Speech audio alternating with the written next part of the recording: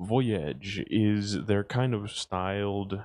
It's a more like game-like experience that was attached to a text gen style, AI generator. So you would write stories kind of like with a it was text adventure style, not exactly text and co-writer style. You would kind of lead it along with actions and whatnot. And I'm supposed to be looking over here at the camera, but I completely forget that it is now over there. So you kind of play along with the game, but this one is much more, it's more grounded in like worlds, and like there's NPCs that are AI driven. It's like everything is controlled, like the entire world is being controlled around you. So instead of being basically the DM yourself, the AI is the DM and you're just an NPC or a character in there. Very interesting concept to kind of, use the full potential of AI to kind of generate an entire setting. Let your like ideas run wild. I know that it's probably going to take a while for me to put this all into words. I hate being on the spot. Is what it is. I think we shouldn't be breaking any rules. I'm pretty sure we are on Voyage IO. There was like an alpha before this. I'm gonna try and not spoil anything. So let's get right on in. I think that's what we should do, because if I keep spieling here, I'm just gonna be talking about different features and things that I've seen over the past like month or so. I've been watching a lot of Miss Ava's live streams. Very interesting to see her kind of take on this. I thought, she dropped into like the Marvel's uh the Marvel world that someone built. So I was like, you know what? I like just a good basic experience. I'm not gonna lie. I'm not that much of someone that likes, anything too crazy to start us off with, at least. Voyage here, the Larian experience is just a basic fantasy style world. I think it's very fun. I think you can hop in, have some good ideas, and it's just a great starting line to show off what it can do. Now, some of these features, I'm pretty sure I can't show, but we'll set it up. We'll start moving into character selection. I'm going to start us off by playing in single player, okay? I'm not a big fan of multiplayer most of the time. I might get it set up sometime, might even let chat in. We'll have to see how that goes, okay? Might be further on down the line. That is just how I like to play. I like to be alone. We're gonna go for extreme. I like a little bit of high stakes. Why not? Why don't we just like try and run through this with no undos, no retries, no nothing. Just give us a hard experience.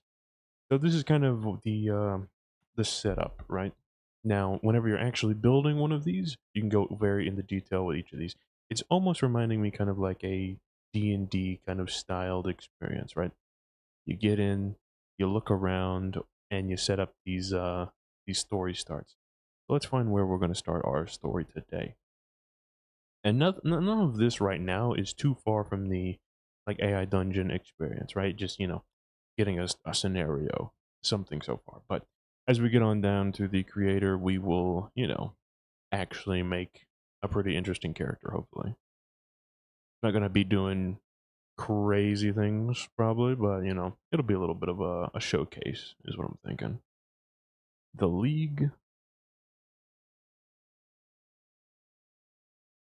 whatever contract strike your fancy. I think that would be good. Just like a pure adventuring guild kind of start where you just like take on quest off a mission board. First Blood, this is one that I've played a lot of. Actually, this is kind of my favorite one. Initiate in the Tower of Shadows, clandestine order that protects Larian from supernatural threats. That part interested me immediately. If it does to you, then I think it is a great start. Kind of gives it kind of a more spooky vibe to start us off, you know what I mean? Like supernatural threats immediately. Because typically what I thought what this world was going to be more like fantasy, but like kobolds, adventuring guilds, kind of thing. Not like bloodsuckers and creatures of the night that are actually like killing and being gory and whatnot. Kind of a lighter hearted experience. You know what I mean?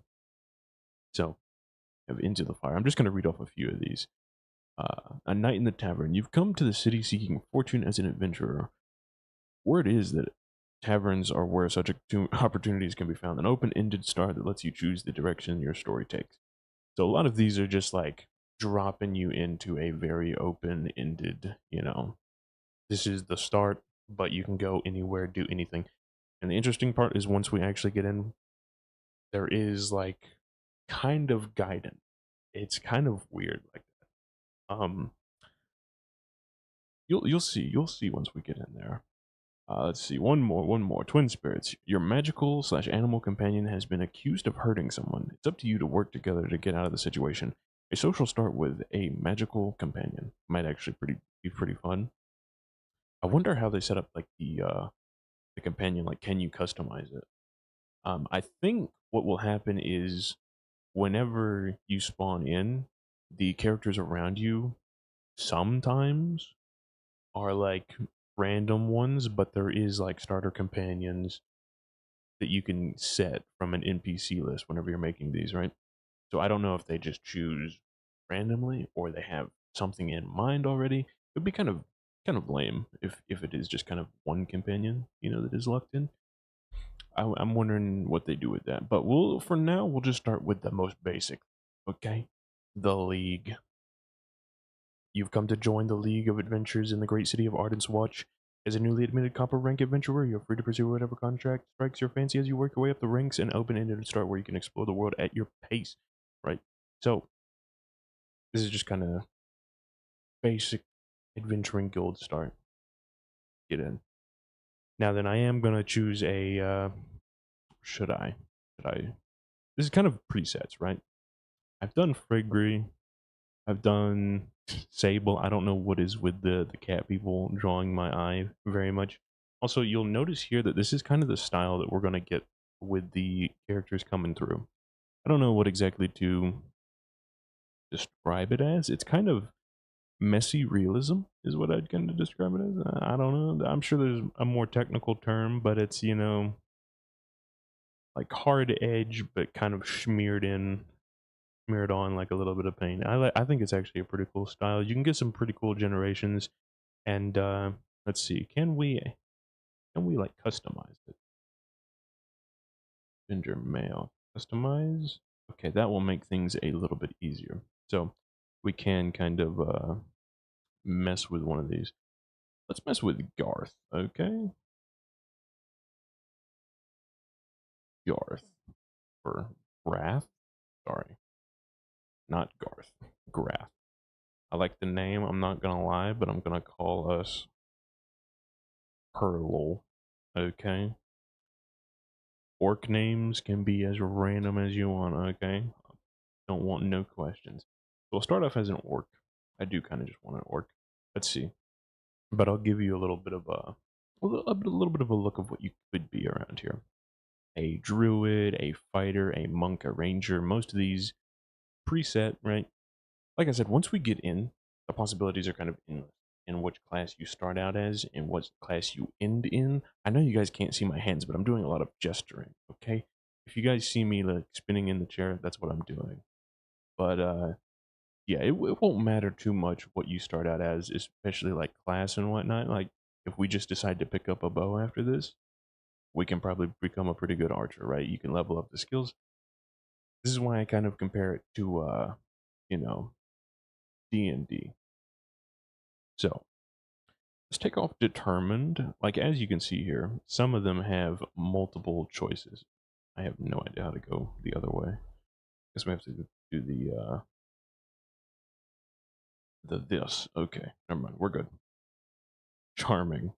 Let's say that we're a very charming orc. Okay. Goodness. And then athletic.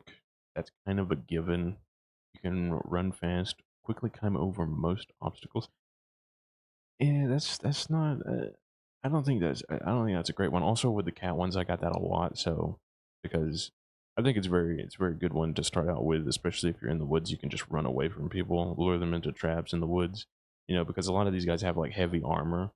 But whenever I think of orc, I don't really think like, man, this guy's going to be really fast and climbing up trees and being super agile. I'm thinking craftsman would probably be a good one for us. You know how to make and fix all sorts of things. Maybe we can use that. I've never really thought of like making something in the middle of these.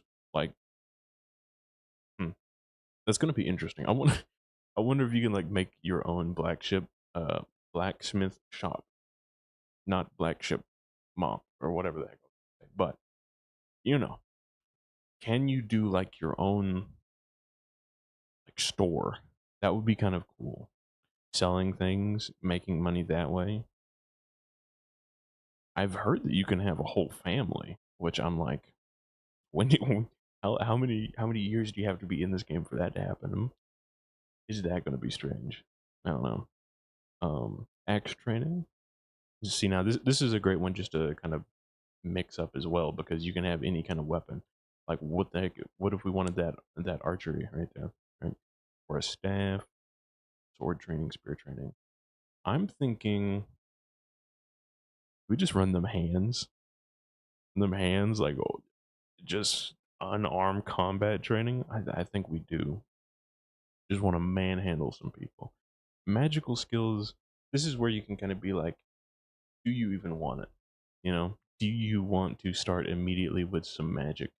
And for some things, I don't. I really don't. I just kind of let it ride sometimes. But for this, I mean, we're an orc. I don't want to. I don't want to be like too underpowered or anything immediately to start off because we are on hardcore. Let's just get like earth magic training going. I think that'll be fun. You know, maybe we can cause like a tectonic plate shift or something going on. These can be kind of broken later on. If you just like keep using magic, it kind of scales pretty strong. I'm not gonna lie. A lot of the scaling with that is pretty strong. Weapons, you know, you kind of get them, and there's kind of a limit to it. I mean, you can go down the path of runes, enchanting, whatever the heck you want, right? But it's still just a weapon most of the time. Especially, I mean, I like just looting things off the characters that you kill. Another great thing, I love that you can just like loot people. You can see the items on them and then be like, yeah, I want that. You know what I really want? I don't know if it was there, and I'm sorry if it was, you know, because we kind of skipped over it. But like a monster hunter, you know, like you loot the monsters, you craft gear that's really good, you move on. My goodness, I think that would be a cool concept that would kind of jive really well with this, like just immediately. And I know that we were talking about that supernatural hunter one, right? Like you could maybe do things with that as well. I don't know, but I think it's so cool. Just the freedom that this thing could offer in the future. Reminder, this is just a beta, so a lot of these features are, you know, a little wonky. We might get in there and we might get a little wonky, but also they're not at their fullest potential yet. And yes, I have seen a lot of them, excuse me, a lot of things being tested. So yeah. But like, let's say that we wanted to remake this image right here. I'll show you what you can do here because I don't know. Not a big fan of the image here, so maybe we can find something.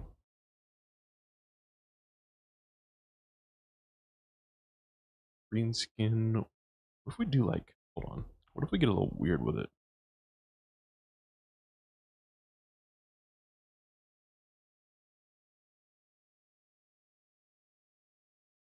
Round ears. What if we do like a completely rounded character? Like imagine, you know, like these sturdy characters. Whenever you think of sturdy, you kind of think of like a square, right? You think of hard edges, right? You just make the roundest, most plump little orc or something, you know what I mean? I kind of want to see like what you can kind of stretch these images into anyway. Like sometimes it seems like there's a little bit of a theme to them, like not much variance is what I'm trying to say, right? But chink, make them a little angry, right? Let's see. Let's generate that. You have like 10 chances to do whatever you want with them, right? Chances are you get something close enough, right? What in the Heliante is that? One, I will say it took away our main image, which I'm not exactly excited about. It should have just added it to the list, right? But as you can see, It's a little quirky in that, let's see, a little quirky in that it didn't follow completely to the rounded design. I think sometimes it just takes more of the features themselves and just says, okay, well, see, it's getting closer. I think Orc was making it a little too strong. See, because I think these are kind of weighted, is what I'm trying to say. Like Orc is gonna make you a green skin, tusky kind of fellow. See, the rounded horns are coming in a little bit rounder, a little bit, but just to kind of get the idea going, I might choose this. This kind of looks cool. I'm not gonna lie. It's either this or this. If you guys have any choices or like opinions on which one's your favorite, we're gonna look a little wonky, okay? But there we go. I think that'll be fine. Did we forget one thing? No. Okay. Backstory. Fierce Orc Berserker, attuned with primal spirits, strong and relentless, trained with. Okay, hold on. Let's keep the Fierce Orc Berserker tuned with primal spirits, strong and relentless. But let's say trained with what the heck was it? What did we train with? Uh, he's bare knuckles, and just knock people around and earth magic, right? Boom. I mean, who wouldn't want this in the Ardent Watch? I don't know exactly what Ardent Watch is. We're gonna learn though. I mean, I've seen them in the story sometimes because we'll go to Ardent Watch, but what exactly they are, not exactly what. For Lul is a man of many trades who carries the heavy legacy of his people with a grin and a steady hand. Born into a nomadic clan of orcs, he spent his youth learning that a warrior's strength is only as good as the tools he maintains. He grew up mastering the rhythms of the forge and tanning rack, finding a strange peace in the meticulous work of smithing and leatherworking, even as his blood called for the heat of the fray. His life changed when he began his training as a berserker, learning to invite a primal spirit into his heart to fuel his sacred battle trance. Unlike many who lose themselves into the rage, Perlul found a grounding force in the very soil beneath his boots, discovering a natural talent for earth magic that allows him to steady himself when the spirit's influence grows too wild. This balance of destructive power and creative craft defines him. He is just as likely to fix a broken wagon wheel for a stranger as he is to crush an ogre's ribs with his bare knuckles. Brr, you know what I mean? He has a natural magnetism that draws people towards him, often finding himself the center of attention in village squares where his laughter booms as loud as his hammer. Hulul is constantly looking for ways to test his limits of his dual nature, seeking out challenge that requires both his artisan's precision and his warrior's fury. He moves towards trouble with a sense of purpose, eager to see what the world can teach him about the strength he carries in his bones. Goodness gracious, that was a lot of reading right there. But I think that'll work. What do you guys think, boys? I think that'll be fine. Let's see the stats right off the bat. 107. That's what I'm talking about. This is a beefy boy right here. Mana 76. Not that much. Not gonna lie, we're probably gonna run through that in the first combat. Okay, I'm not even joking, you guys. Sometimes mana just disappears and I'm like, what the heck is going on? Where did this go? Red stamina doesn't usually go anywhere for a long while. We're pretty strong, pretty tough. Just a pretty front loaded into strength and surviving build, but that's what orcs are, right? Most any orc is going to be doing that. The berserker, strong, charming. I forget that we switched to charming, so we're gonna be nice to people. Okay, we're gonna be very friendly for a little.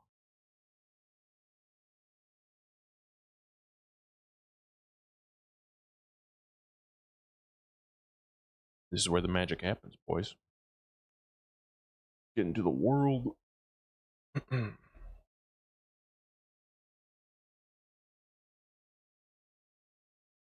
Here's the thing: we will be doing a test of the voices and the music, so I might turn off the music right here. I might just like fade it out right quick, right? I don't know if it's going to be, I don't know if you guys have been hearing that on YouTube. You might not have.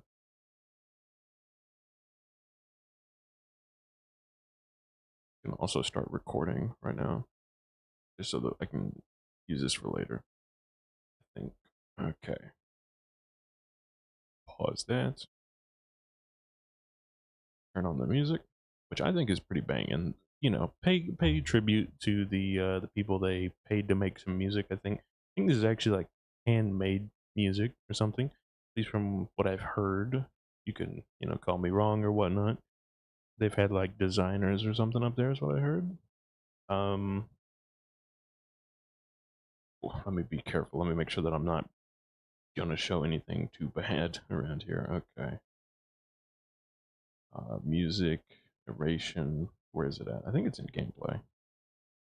Difficulty, narrative creator mode? No. Sync narration. Want to do character voices? I think we do. Experimental. When enabled, characters will have their own unique voices. Otherwise, all characters will use the same narrator voice. So, this might be a little quiet. I have no idea.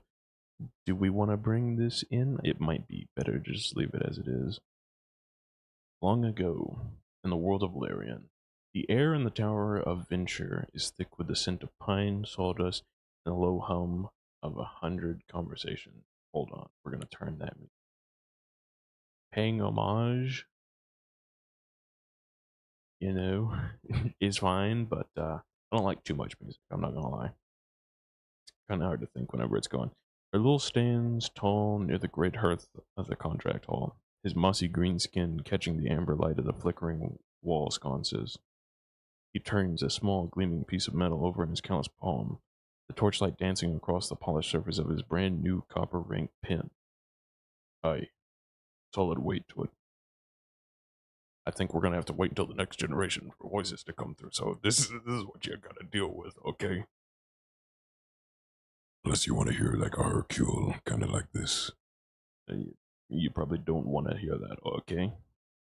The hall is a sprawling expanse of dark stone and polished timber where the silver flow and great north rivers meet outside the massive arched windows of Arden's Watch. Nearby, a long wooden board is covered in overlapping parchments, each held in place by a heavy iron pack. A young dwarf, hold on. I just thought of something.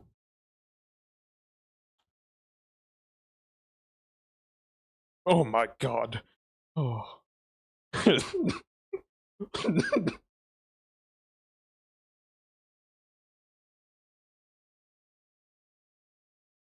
Oh, I'm sorry, chat. I am sorry about that. Uh, yo, narrator is here, okay? Goodness gracious. Let's turn that maybe down to 1.1 maybe, and let's go. Yeah, we'll just keep going. Keep going, sorry. A young dwarf with a braided red beard stands a few paces away, squinting at a map pinned to the copper rank section of the board. Young dwarf. Plenty of work for a fresh pair of boots, isn't there? He gestures vaguely towards the cluster of notices, his fingers stained with ink. Beside him, a slender elf in travel-worn leathers leans against a pillar, watching the crowd with a sharp, calculating gaze as she taps a finger against her chin. Some of these look like they've been hanging here since the holding. She shifts her weight, her eyes darting towards the registrar's desk, where a line of new recruits is still forming. But the coin is real enough. You don't mind getting your hands a little dirty. I was meant to be in her voice, but you know what? We'll just keep a solid, just general narration if I mess up, okay? The dwarf chuckles, finally pulling a small charcoal stick from his pocket to jot something down on a scrap of paper. Dirty hands are the mark of a day's well spent, I say. He turns his head toward Herlul, nodding toward the heavy metal axe strapped to the orc's back.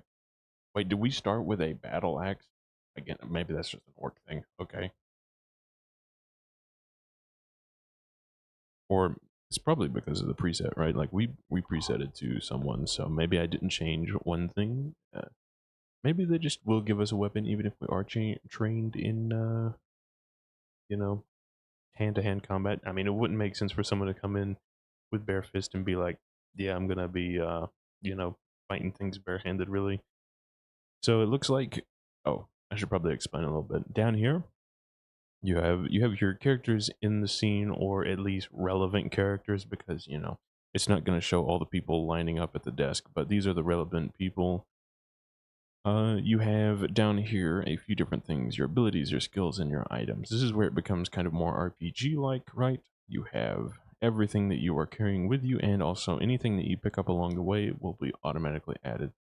Now this is where it starts to like expand into something just really cool to think about. I don't know if you guys get the same kind of feeling that I get, where it's like you could do just about anything. You could you could do rob a bank, you know what I mean? And then just like it's just like D&D. It's the same feeling that I get whenever I'm playing like D&D nights with the boys, and sometimes we do like free roam, which is just like no board, no dice, just DM laying the tracks, and then we just kind of say, okay, that works. No, it doesn't work. A little bit of just like reforming it, right? Kind of improv. That's what it is, right?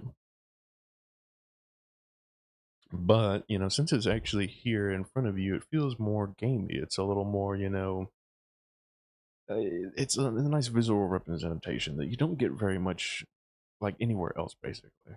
Um, Copper rink pin, the craftsman's toolkit from our crafting skill. 60 florins, an iron dagger, leather boots, a leather jerkin, Mongo's medium health potion. Actually saved me one time, I remember. Very good. Um, okay, we're good. Axe. We have +5 in axe. Wait a second, did I not change these things? Hold on. It might have just like added it on top of it. Like, remember this is beta, so maybe whenever we chose a preset, it just added it on top of it. I'm pretty sure that it sort of switched the axe and the blood magic into what we chose. Unfortunately, we just have those there. I mean, I think that's going to be an interesting combo, earth and blood magic. But still, I think that would be the way that it should be going. Carpentry, leatherworking, writing. Dang, this thing gave us a lot of skills just right off the bat: survival, tailoring, and unarmored combat. Just like to start off with, like, holy moly, that's a lot. Um, Ancestral spirits. This is that thing that kind of grounds us and whatnot. Call upon the spirits of the orc, and the abilities is where like you'll be doing a lot during combat, and or I just go in here a lot to see what we can use, because you'll be picking up these things randomly. Abilities will just come as you like use things and get stronger with them and level up. You'll learn how to do different abilities. Kind of cool, not gonna lie. Very fun. Um, Sometimes they're dog water. Not gonna lie. Sometimes you just do a random thing and it's like you. I want to say it. I want to say it so bad. But like one day we were like sneaking through a place. I was playing those cat characters, and they were like being very quiet. And she lifts up the door and she's like, "This is how you be quiet with the door." She lifts up the door. She opens the door, and then I learned the ability, the lift door silent technique. And I was like, my goodness gracious, it was beautiful the way they worded it. And I was just like, wow, we learned the ability to lift a door. I I never imagined this is where we would be. So sometimes they're dog water. It was a little bit funnier in my head. I'm not gonna lie. It got me rolling that time. I'm not gonna lie. Burst of strength, primal fury. A lot of these will help out later on down the line. We got to get our first quest though. Okay. Let's see if we can actually get the voices working as well. See if we can get everything rolling. Okay. So you look like you could hammer a few problems into shape. Dirty hands at the market table spend. Just kind of remembering what we were doing.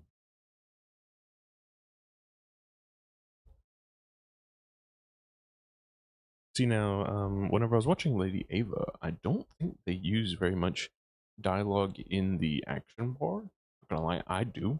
Maybe it's a different play style. I like to speak for my character.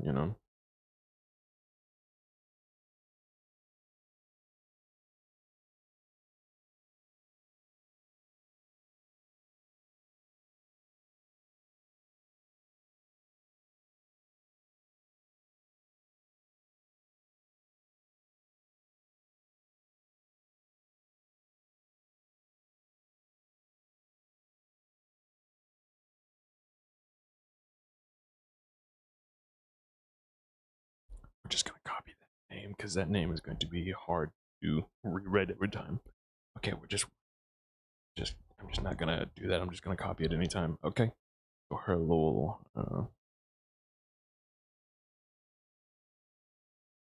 make sure that we grabbed it. Okay.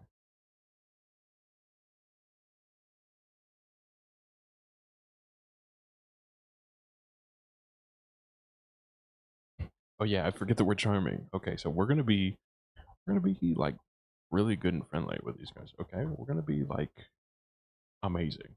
Despite being an orc, kind of being intimidating, I think it's gonna go great. First introductions are everything. Okay, let's see what it sounds. Her little shifts his weight, the floorboards creaking under his massive frame as he turns to face the two strangers. He offers a wide tusked grin that matches the steady confidence in his stance. Did we not?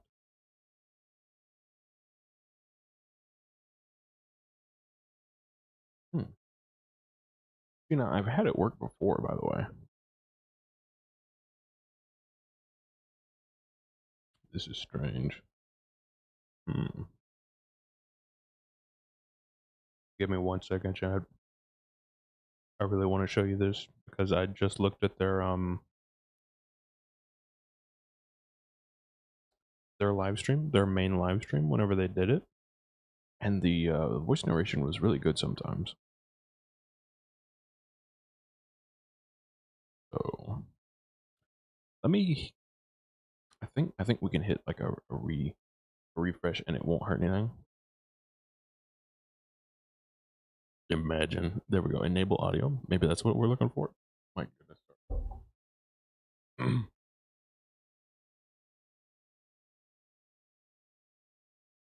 No, that's so strange.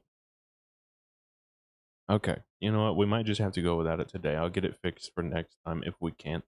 Remember, beta. Don't know.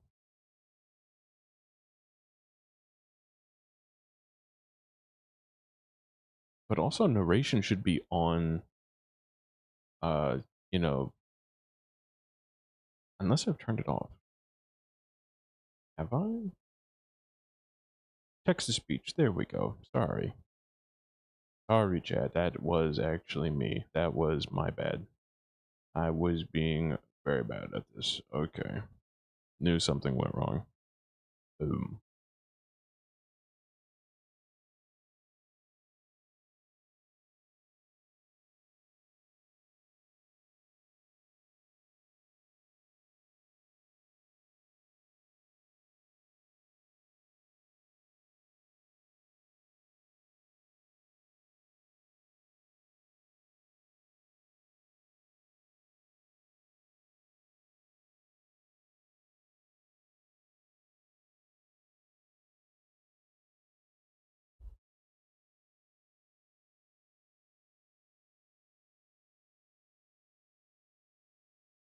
Hey, yo, personal space? 6 feet?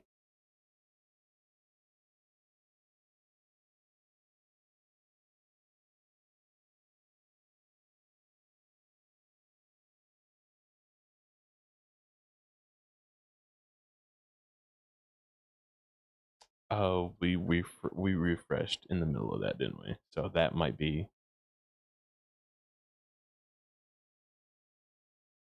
okay. Wait, no, no, no. We're good. We're good. It just added twice for some reason. Okay, we're good. We're progressing. Earn bronze standing. Complete 2 copper contracts. Oh, so you can level up through here, or like actually get to bronze and whatnot. I don't know. 2 copper contracts to the league to apply to register for an advancement to bronze. I think that's going to be fun because I've never really done like the. I've had a character that was in Ardent's Watch, but I really didn't progress through the like ranks. Really, it was more just going out on quest to kill creatures because it was that first blood one where you're hunting supernatural beasts, so they were like a different sect in Ardent's Watch, right? We did meet with the guild master though, and that was pretty cool. Okay. The sword that needs a hammer or the sword that needs a sharp edge. I mean, I think Why not both? You know what I mean? Give them a big old smile.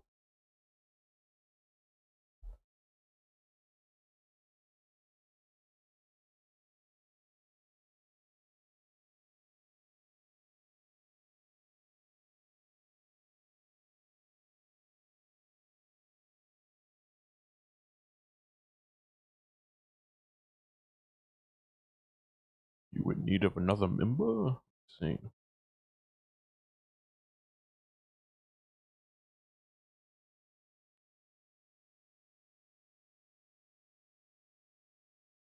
Not gonna lie, the voice jump scare almost got me.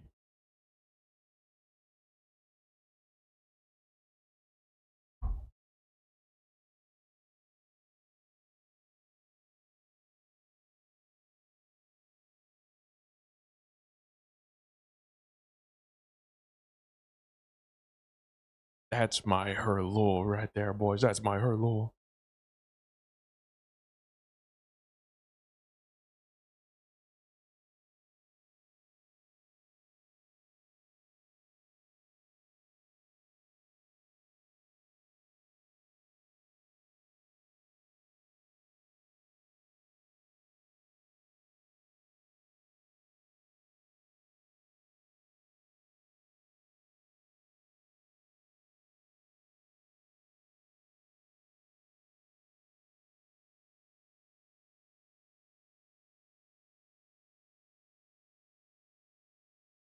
Hmm.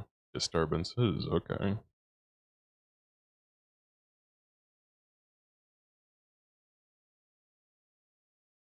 I mean, I like both of those.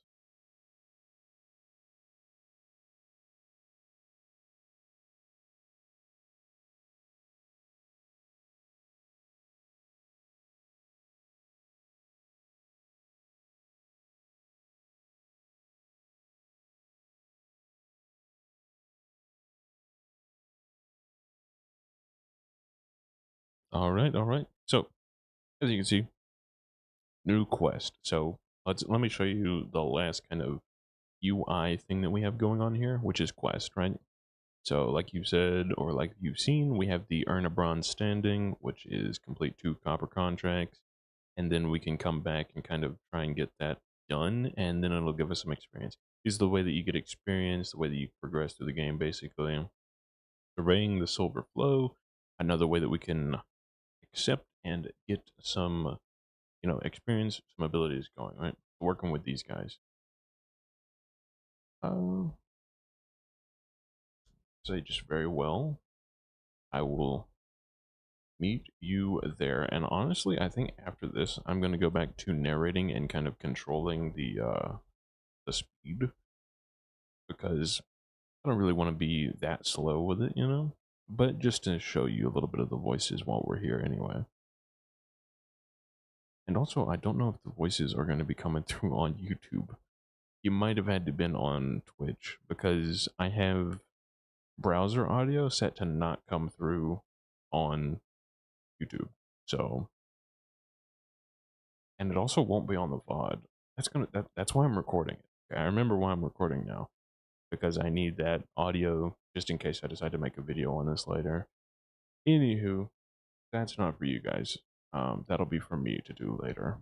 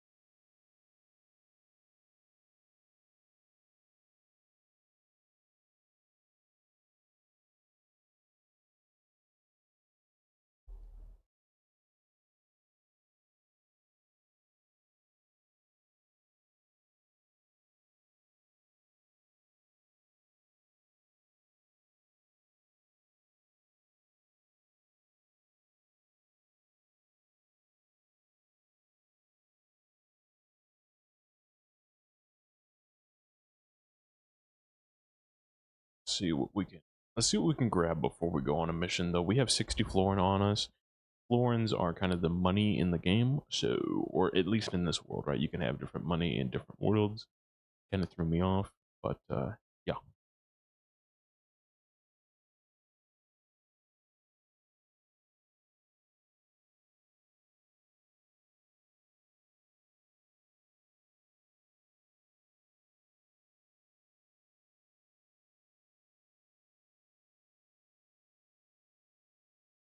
Oh my goodness, I remember this. Hold on, hold on, hold on, hold on, hold on.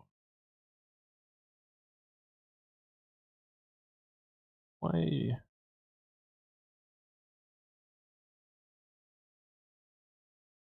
I don't like whenever it does these half sentences either.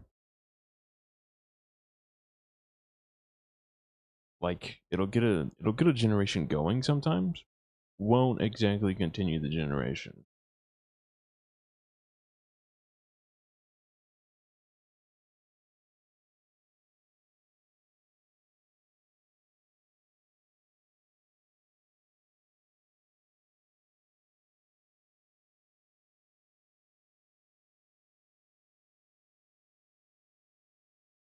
Much better.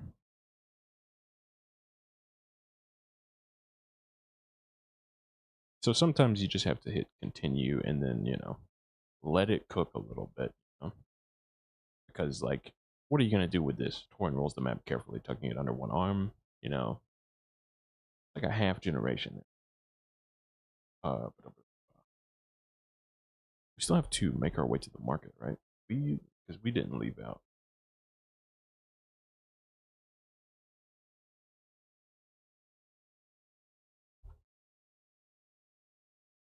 Did he say sundown, by the way?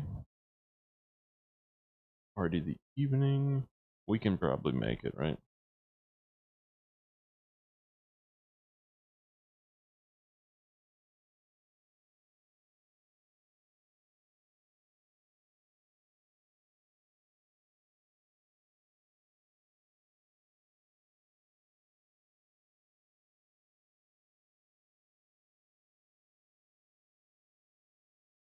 Tower of Venture. I thought this was, I don't know. Maybe Arden's Watch has the Tower of Venture in there. Probably Adventure, right?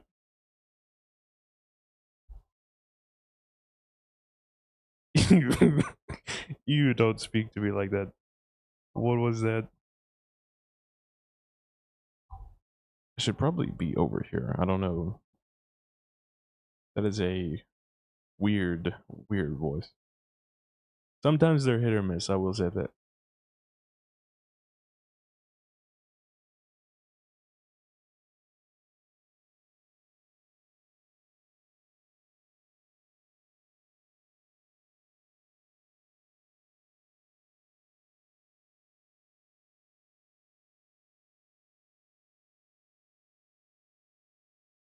All right. So we got a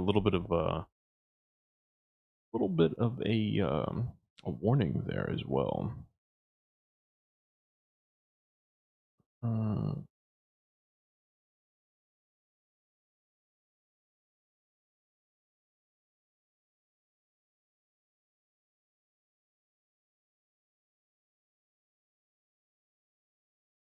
okay, so it seems like we're getting ready. I don't really know why or what we would need anyway. So I mean, why don't we just head to? We'll do what we can. Okay, we're gonna head to the meeting point. We'll restock afterwards. Okay. Also, look at some of these little images that show up. Oh, I should not have done that. I think sometimes if you open, I think it'll generate a little chat for them if you do want to chat to these people.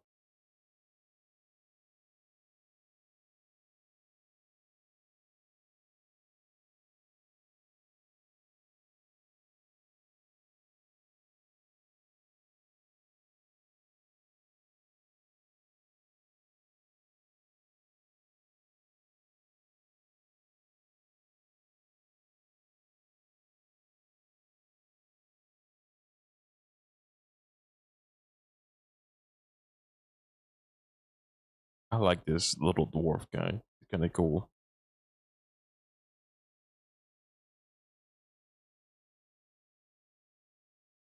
I'm going to adjust the sound a little bit, by the way.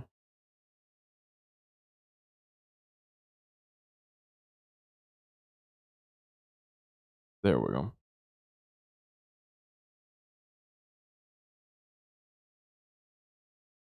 Okay.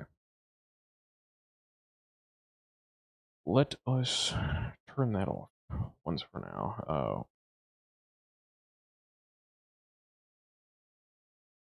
Okay. First mission kind of thing. So let's get in and see what we can do. Keep your eyes on the reeds.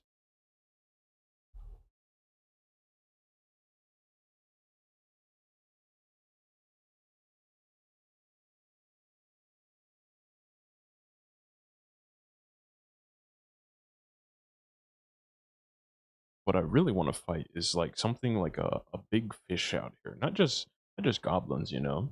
I mean, they could throw anything with the water rising, but I think there's a reason that they hint at the water level around here.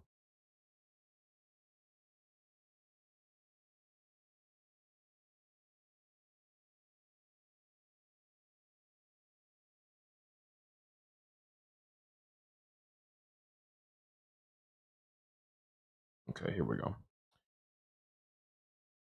The road from the city narrows into a winding dirt track that hugs the river's edge. Torn leads the way, his boots sinking into the soft, damp earth as he pauses to sketch the slope of the bank onto his map. I forget that we're here for mapping exercises. Elowen moves with a silent predatory grace, her eyes scanning the dense willow thickets for any sign of movement. Herlo follows, his heavy boots leaving deep prints in the mud. Not great for a heavy boy like Herlul. I'm not gonna lie, if we get stuck out here, then it's gonna suck. He keeps his gaze fixed on the swaying reeds and the churning gray water of the silver flow, watching for the telltale ripples of hidden hazards. The trio reaches the old stone bridge, a structure of ancient moss-covered masonry that spans the river. The air here is heavy with the scent of wet earth and the constant rushing sound of the current. Look at that stonework, Carlo. It has held against the river's hunger for centuries. I thought the mud is starting to, though the mud is starting to creep up the base. Keep your eyes on the reeds, not the rocks. The syndicate doesn't pay for sightseeing, and I'd rather not lose a surveyor to the mire. She has a point, I'm not gonna lie. She seems very, like, businessy. What a great little duo that we've run across here. Herlul stands on the bridge, his hands resting near the haft of his axe as he surveys the marshy expanse stretching out before them. The path ahead leads into a tangle of overgrown brush and mudflats.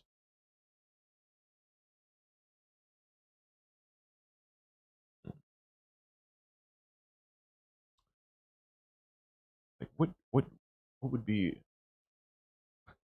I mean, I guess we're just doing an escort mission, right? Like, I mean, that is basically just do we have anything for surveying right now or keeping an eye out?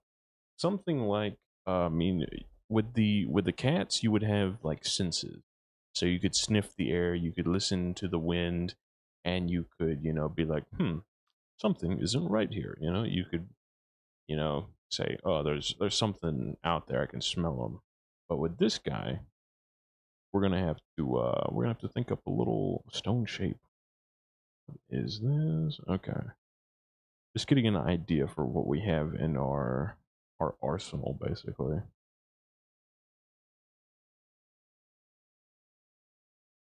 See, like we could use in spiritual spirits to scan the area, get a lay of the land or something like that. Keep an eye out. But right now, nothing's shown up. I don't think anything's gonna pop up out of the blue and kind of ruin us. Um,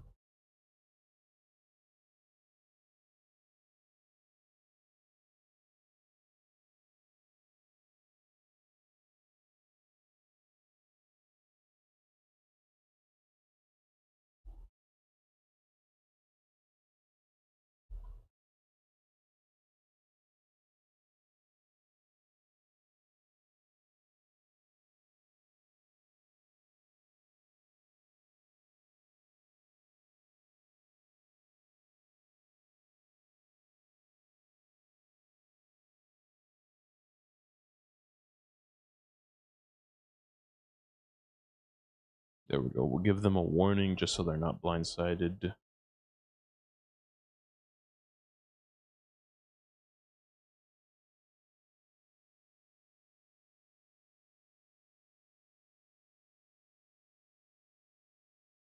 Oh yeah, yeah, yeah. Hold on, hold on. I think I know what's going on here, by the way, right?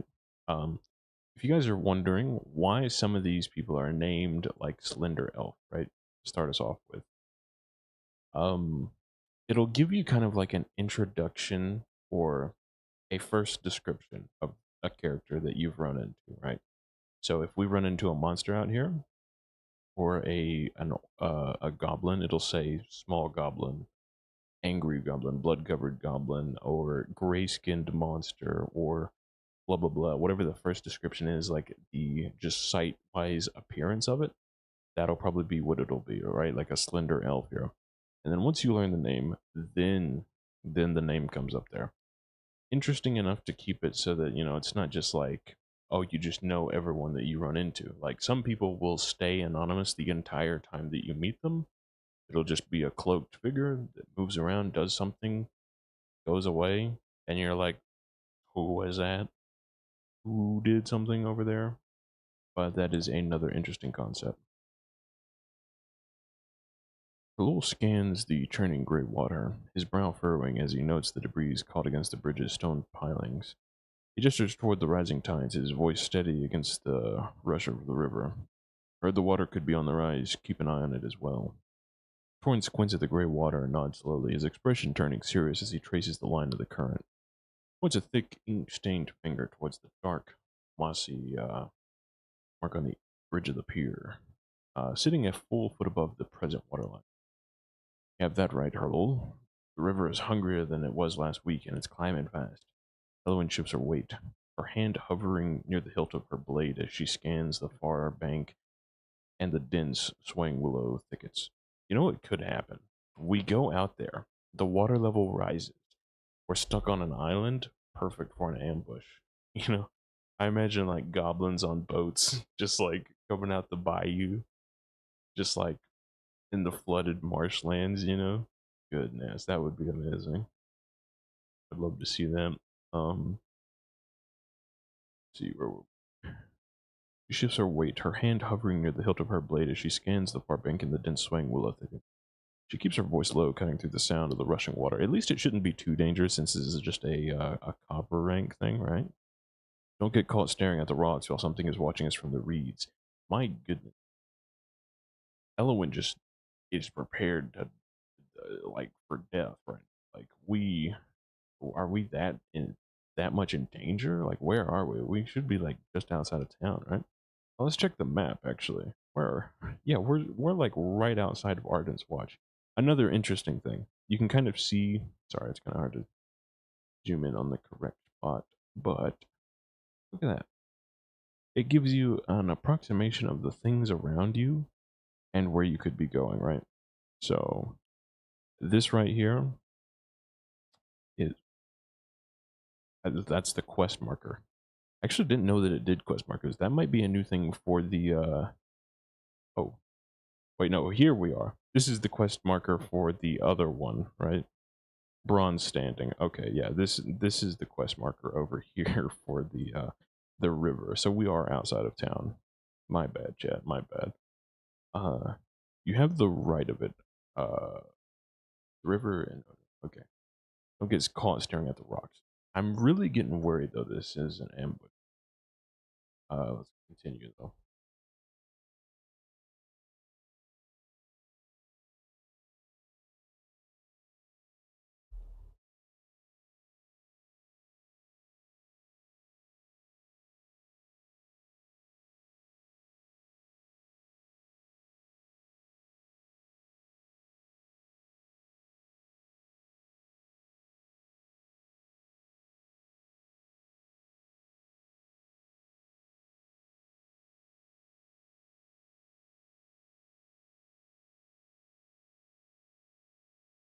Goblins in the area, of course. Dude, the last time we fought goblins in here, at least for me, they're kind of terrifying. Like fighting because they'll move in groups and like as like I mean we were two people at the time, but we were two people fighting a battle already. So like we were halfway through a fight with like a really strong opponent, and then goblins came in, and they were like blood goblins, like blood crazed goblins, right? Like vampire goblins. Because remember, I was doing supernatural stories, right? So these were like vampire goblins that we were already kind of low in resources and everything while fighting big boss, and then they come out, swarm us, right? They circle around, they make sure that it's hard to escape. Thankfully, I was playing like an illusion type character that could distract them and kind of confuse them enough to just get an advantage, even if they had the numbers. But yeah, let's hope that we don't run into any of those right now, because that would be kind of sucky. Our little narrows his eyes, scanning the dense tangled willow thickets for any sign of movement. He spots a flash of dull brass tucked behind a gnarled trunk. Oh no. Followed by the faint, rhythmic tapping of a fire stick against wood. Don't keep us in suspense. Don't keep us in suspense, her loyal. Do you see anything worth noting, or is the forest just playing tricks on us? Quiet dwarf, if he's looking, he's found something. Herlo points towards the thicket, his gaze locked on the hidden scout. A goblin, its skin the color of bruised fruit, peers out from behind a willow, clutching a brass rod that glints in the morning light. Hopefully these ones won't be as much of a menace as the other ones, though. Goblins, of course. Also, dude, look at the eyes on that thing. Every time I see him, he just looks so angry, despite him being the nicest, like, mapping guy out here, just like scouting about, Just looks so angry. Goblins, of course, are always meddling in the markers. With the markers, they aren't just meddling; they're signaling. You, what is that, son? Holy, that's a purple one. Definitely different than the ones that we ran into before. So if we don't move, we're gonna have a lot more than just mud to deal with. Do we engage or do we? Hmm, signaling, and the water's rising, and this is not looking like a great situation. Not gonna lie. I mean, we're not in combat yet, but we don't have any range like at all. Maybe I'm thinking at least we have like three other people here. Maybe they can take it out. Maybe they can snuff out the light, maybe or something. Maybe they can, cast some magic. Maybe that's what elves are good at, right? There you go. Hmm,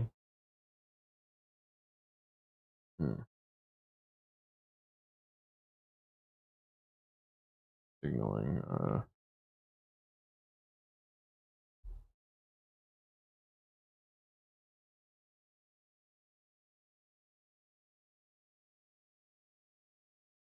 Thing is, I just think it's a bad idea to kind of rush forward right now. Don't forget we are on like extreme difficulty, so things can go bad very, very quickly. But one of my favorite parts is just combat. So if we do have to get into the thick of it, we're going. We're going full ham, okay?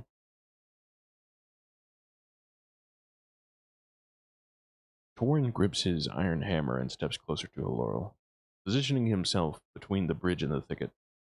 Elwyn moves low and silent toward the willow thicket flank, her hand on her blade, watching for additional scouts.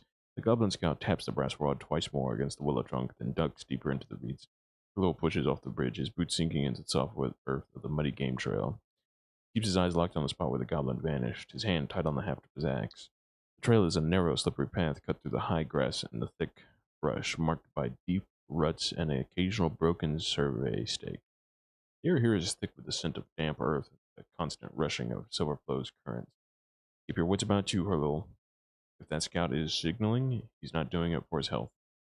Don't talk, just move. If we catch him before he reaches his kin, we might finish the survey without a fight. Oh, we need to catch this guy. Oh, this is where athletics would have came in handy. Ew, brother. Because we're not moving. We're not going to be moving very good. Let's see. Hmm.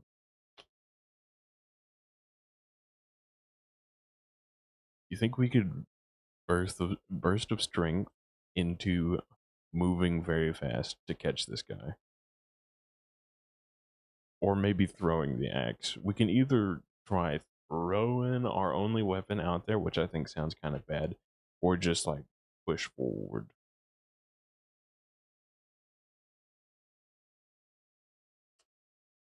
Let's see. I think I am going to use ancestral spirits to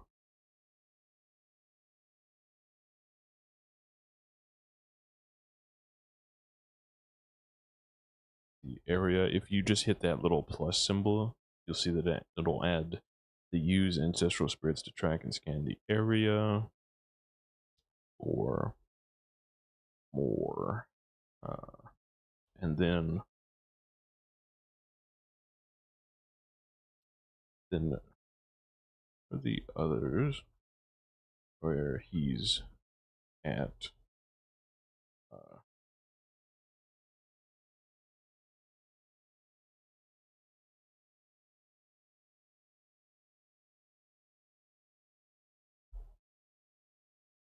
there we go. Maybe they can like shoot it. Maybe they can do some magic. Maybe they can ensnare it. You know, I don't know. I don't know. I don't know if these guys are just like evil things you just exterminate. Oh no, we used blood magic.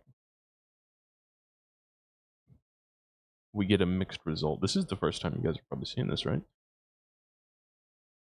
No, no, no. We have had like successes before. Okay. So yeah, it'll give you kind of like a roll, like a D&D dice thing. I don't think I've explained it before though. So basically what you're rolling is whatever thing you're trying to do here. So if you're trying to use or summon like the ancestral spirits, then it'll likely be either blood magic or whatever magic you have, whether it be nature magic, I think could also probably do that.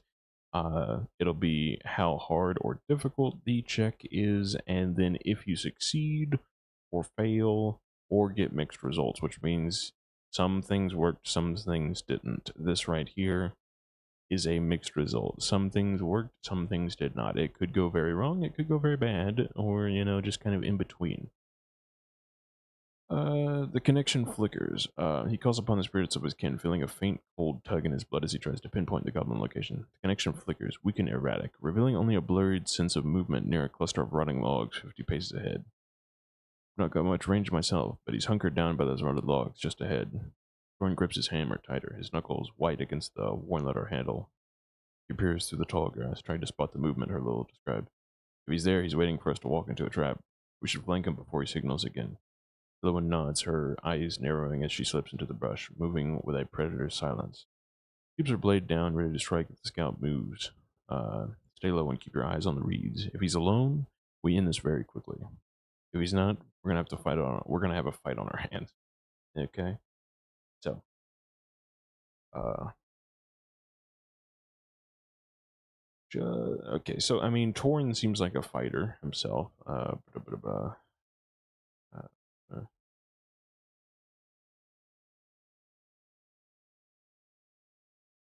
I think he can handle himself.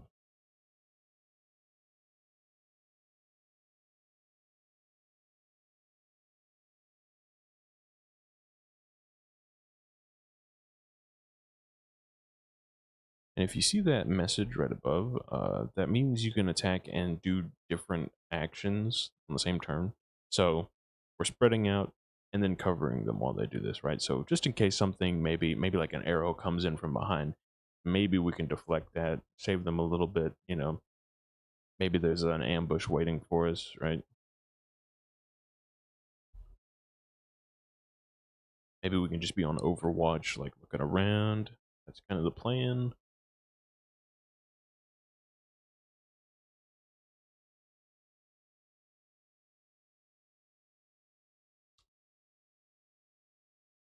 Oh, that was supposed to be flank. Spread out and flan the location. We're flanding real hard right now, Chad. Okay. He plants his feet in the mud, battle axe held ready to intercept any threat that breaks through the brush. You see, that's what I meant to do. The little signals with a sharp downward sweep of his hands, directing Torin and Ellen to fan out. Right, I'm moving. Keep that axe steady, Hurl. Torin crouches low, his heavy boots making no sound as he creeps toward the rotting logs. He keeps his hammer held close to his chest, eyes darting between the tall grass and the dark gaps in the wood. Elowen slips into the deep brush, where her movements fluid and silent. She circles wide, her eyes fixed on the far side of the logs to ensure the goblin has no path back to safety of the reeds. Dome Scout freezes, his ears twitching as it senses the closing circle. He grips the brass wad, knuckles white, and glances frantically toward the riverbank. Nowhere to run, little pest. She's so mean. The goblin lets out a sharp, chattering hiss and lunges from the behind the logs. Brass rod raised high to strike at Torin. What is he gonna do? Bang it against his hammer or something? Like, come on, what are we doing? How good is a brass rod? Oh, uh, uh, let's just say not. Let's like don't taunt the thing.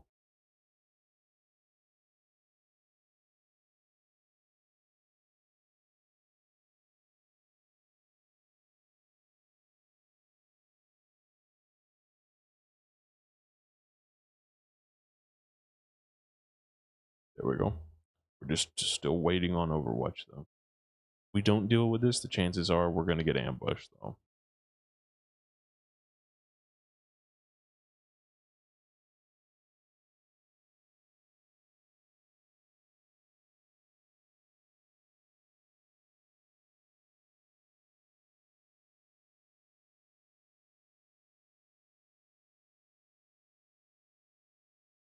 Save the praise for when he's what? Okay, wait. Okay. Bill steps forward, his voice a low rumble that cuts through the tension. He keeps the axe leveled, his eyes fixed on the frantic creature. Don't taunt the thing, we have enough trouble already. Torn reacts instantly to the goblin's lunge, raising his iron hammer to parry the brass rod. Exactly what I thought would happen. Why not?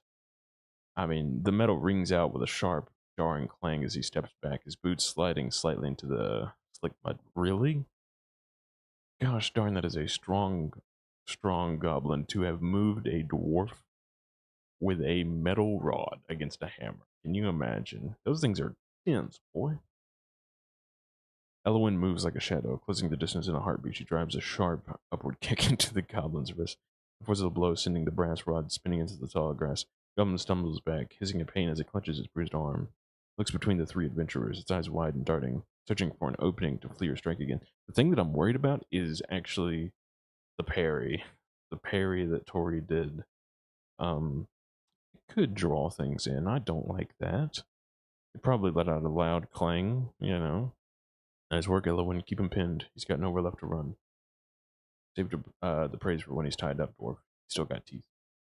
Yeah, okay, so we're not killing him. We're just gonna trap him. Okay. Uh,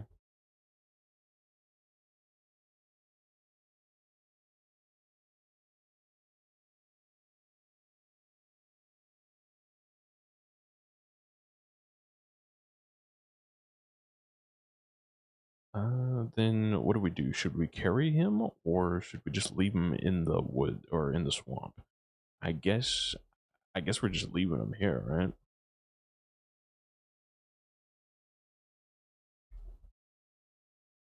Just hopefully, goodness gracious, we don't have to deal with anything else. Not that I wouldn't like a good fight, but like early game fights, especially on extreme, are rough.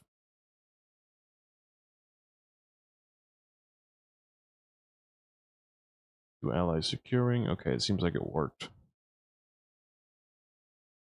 Her little steps forward, his massive frame casting a long shadow over the struggling creature. He plants his feet firmly in the muck, his battle axe held low and ready to sweep aside any other goblins that might emerge from the tall. Yeah, we're just like, you just sweep them back where they come from, you know what I mean? Just get that out of here.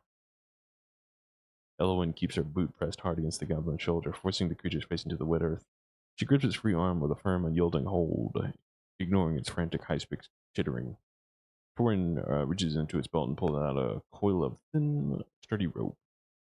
He works with a quick, practiced hands, looping the cord around the goblin's wrist and pulling the knots tight until the creature stops fighting. You know, hopefully it would be scaled correctly, though, if we did get into a fight, you know. Nothing too crazy. That's him secured. Let's see what our little friend has to say for himself before his buddies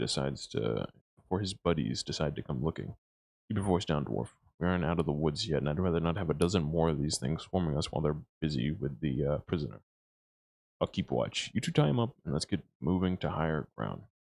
Smart move. I completely forgot about the water.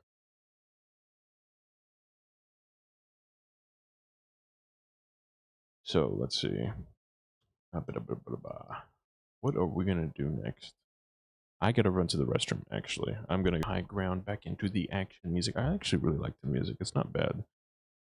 Like a nice little ambience music. It's not like, it actually does switch between like combat and horror or tense. And it just adds a little, that little something. Sometimes I like a little background music. I don't know about you guys.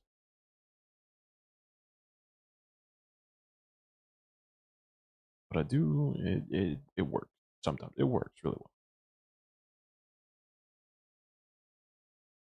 It torn hauls the bound goblin to his feet.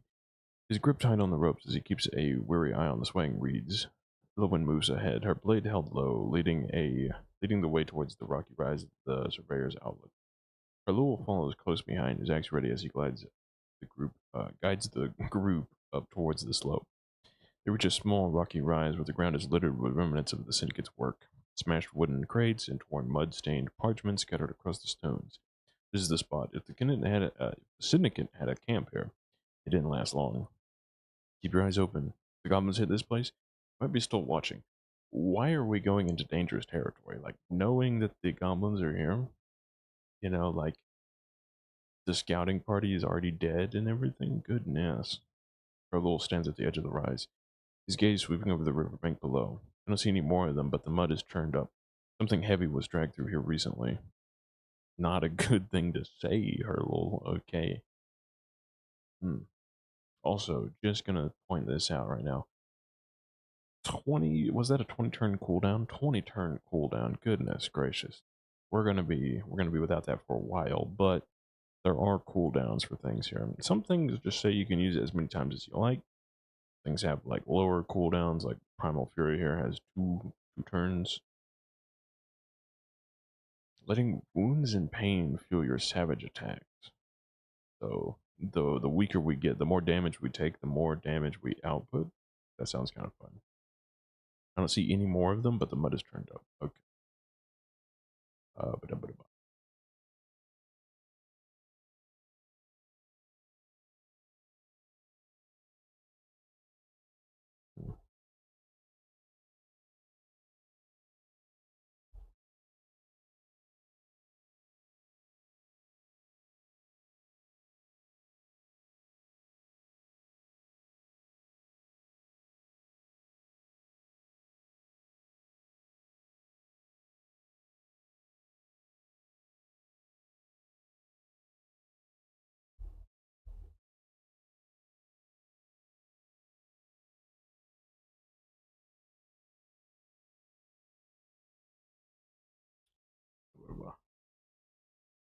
Sees if what it was.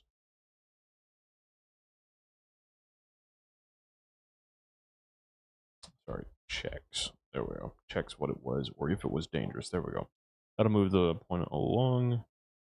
Or we could just ask the goblin, right? Like, is the goblin still with us? We might use the party chat feature to see if we can talk with him in a minute. Then again, he does speak like goblin. We might not even be able to understand him.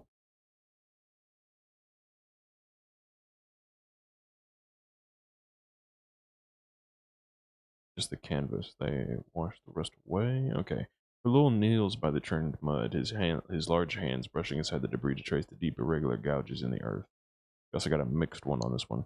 We found a scrap of heavy oil-stained canvas snagged on a jagged rock, but the rest of the trail vanishes into the thick, shifting silt of the riverbank. Whatever dragged us through here was heavy, and it didn't care about leaving a path. If the syndicate lost a shipment, we were looking for heads. We need to know if it was goblins or something worse.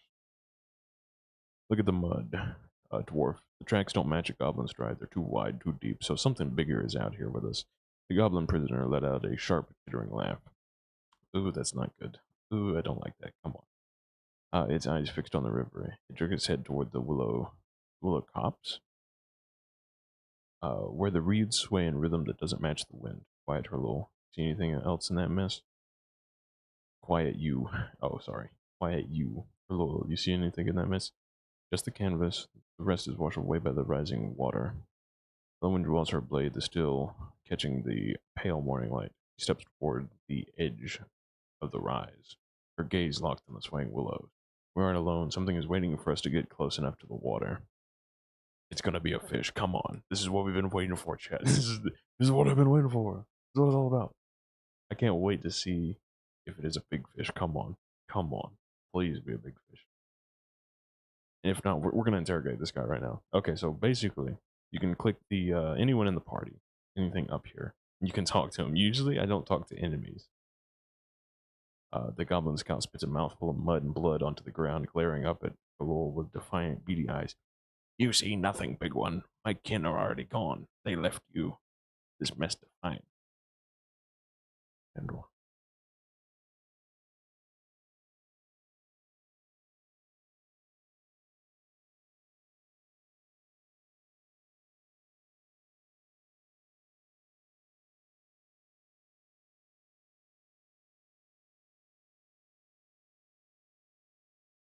just pick him up and shake him a little bit. Sure, that'll do the trick. The goblin's bruised fruit skin tightens into a sneer. The ratty syndicate crates? What do you think? They, they took the good metal inside, left the wood for you to pick over. Hmm.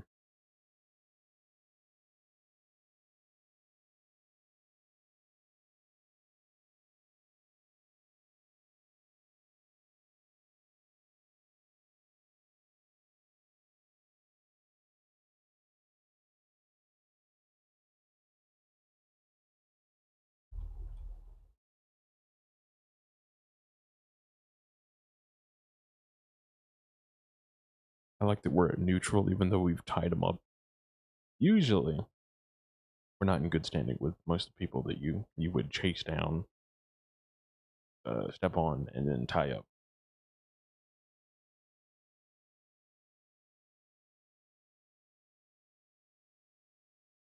We've also, this reminds me that we've missed a very important feature.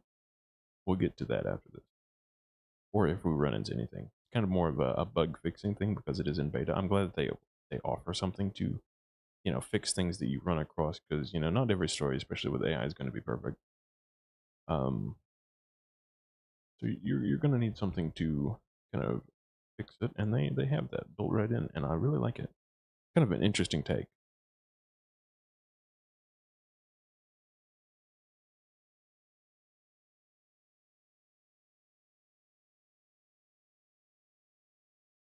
Goodness. Okay, what is going on with this one?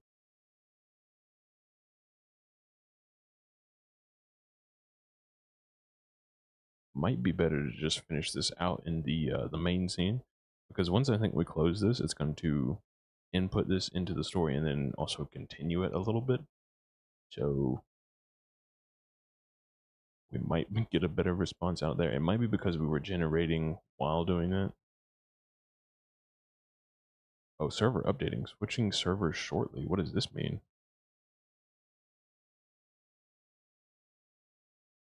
Chat? I I don't know what that means. I'm not gonna lie. Um, is that a good thing? We might have to stop here if we do. This skin is already okay. So it gave us a little. It gave us a little bit of something here. Let's try that again.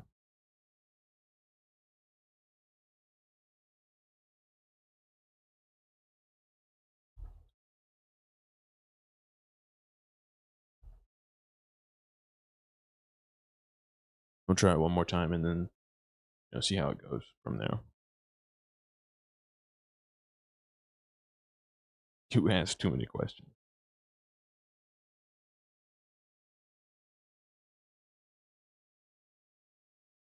You asked too many questions, Stonewalker. Maybe a burrow beetle got curious. Maybe something else. You want to dig around in the mud and find out? Okay, goodness gracious. He's not going to be helpful to us at all, I can imagine.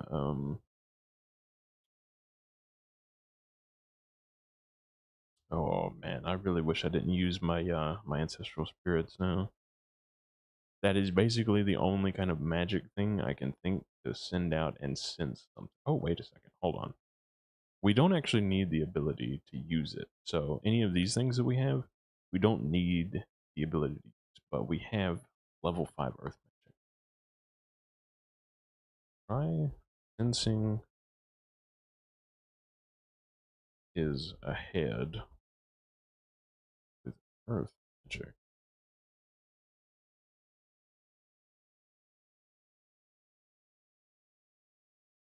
This could work. I mean, seismic vibrations, anything connected to the earth, you know, a lot of earth is going on right now. So earth magic might be kind of the way to go.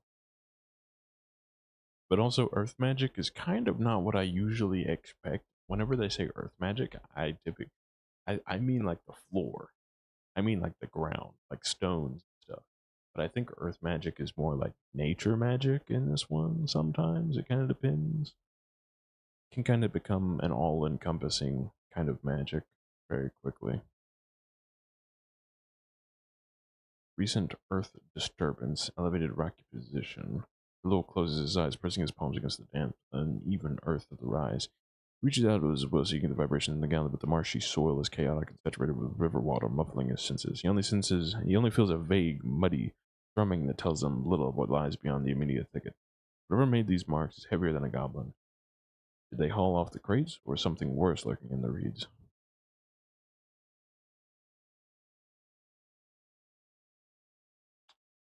Dang it, do we finish the survey first? Oh no. This is I don't know which one we should do. Ooh. I'm gonna bet that chat probably wants to see a good fight. Torn hauls the bound goblin to its feet. Nope, that's a little too far. Palms, bound and silent, watching the tree with a mixture of fear and spite. Shifts his weight, trying to figure. Oh, I think I have an idea. By the way, I have an idea, Chad.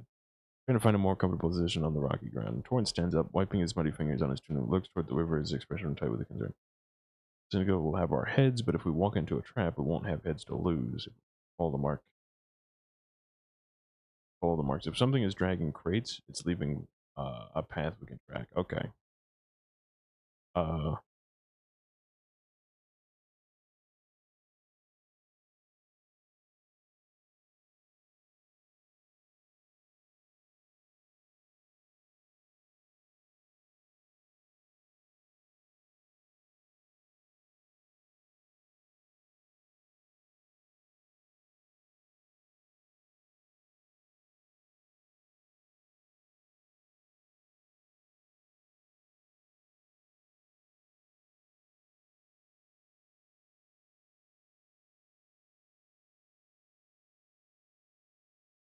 there we go. A little bit of intimidation. Even though we're charming, maybe it'll work. Maybe it'll, be in our favor still.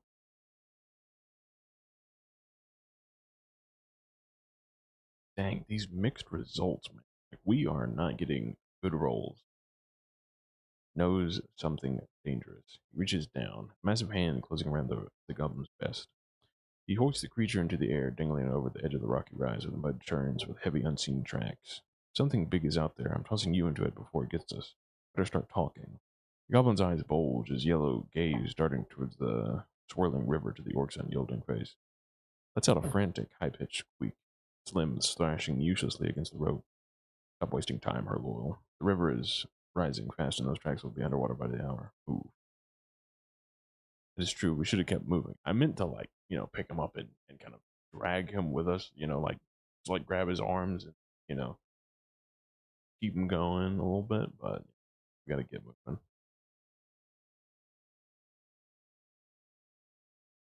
Okay, fine, fine.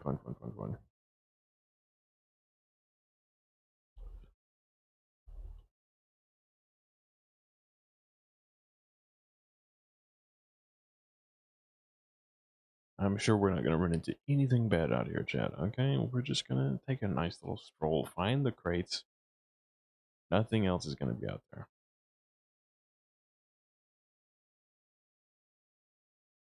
There was one thing that stood out to me though. Whatever that was, it said like the bushes were vibrating weirdly, didn't it? Like they were moving and swaying in the same pattern or something.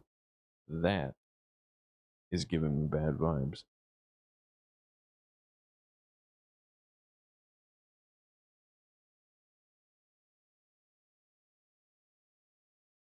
What is a copse? Does anyone know what a copse is? Stop at the water's edge. If they're in the water, they're going to need a boat or a very long reach. Or a way for them to come back out. Whatever move these crates isn't finished with this bank yet. Hmm. Can't wait here though.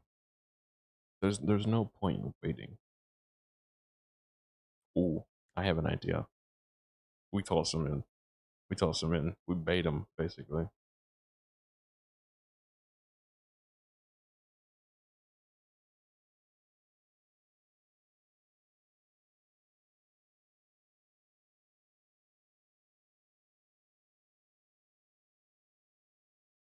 There we go. I mean, we're sticking to our promise. I mean, I told him that we would throw him in as soon as we run into something.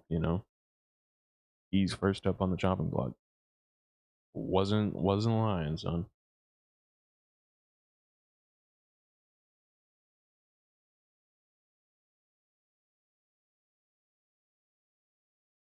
Okay. The little drags the bound goblin towards the water's edge, shoving the creature into the thick, sucking mud where the drag marks vanish. The goblin shrieks, his voice crackling with genuine terror as it thrashes against the rope, pointing a trembling finger at the dark, swirling currents. No, no, no, not the deep. I tell everything. Big teeth, wet scales. It drags the metal down to the nest. Just don't throw me in. The water near the reeds begins to bubble, a rhythmic, heavy churning that sends ripples outwards against the bank. A long, pale shape shifts beneath the surface. Oh God, what have we walked into? Its movement sluggish but powerful enough to displace the silt and turn the water murky brown. That's no fish, though. Get that wretch back here before the river decides it wants a snack. But if it's coming for the bait, we might get a look at what we're dealing with. No, no, don't sacrifice him. I just wanted to see what it was, get him to talk as well. Keep your guard up. A massive web claw breaks the surface, gripping the edge of the mud bank with enough force to crack the hardened clay. Also, it can come onto the water, right? It grabbed the supplies. Taking the bait. Get ready to strike when it shows its head. Ooh, we could make some money, though. We could make some huge money. Can you imagine, like, what, three adventurers, like copper adventurers walking in with whatever this thing is? Okay, let's get ready. Let's get ready. Let's do it, Chad. I'm thinking we make the big buku bucks today, okay? Um,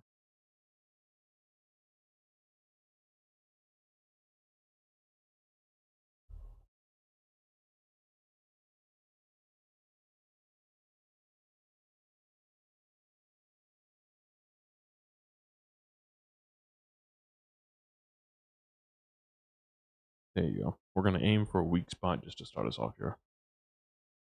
Come on. I know that we don't have any skill to target critical weaknesses or, anything. Ooh,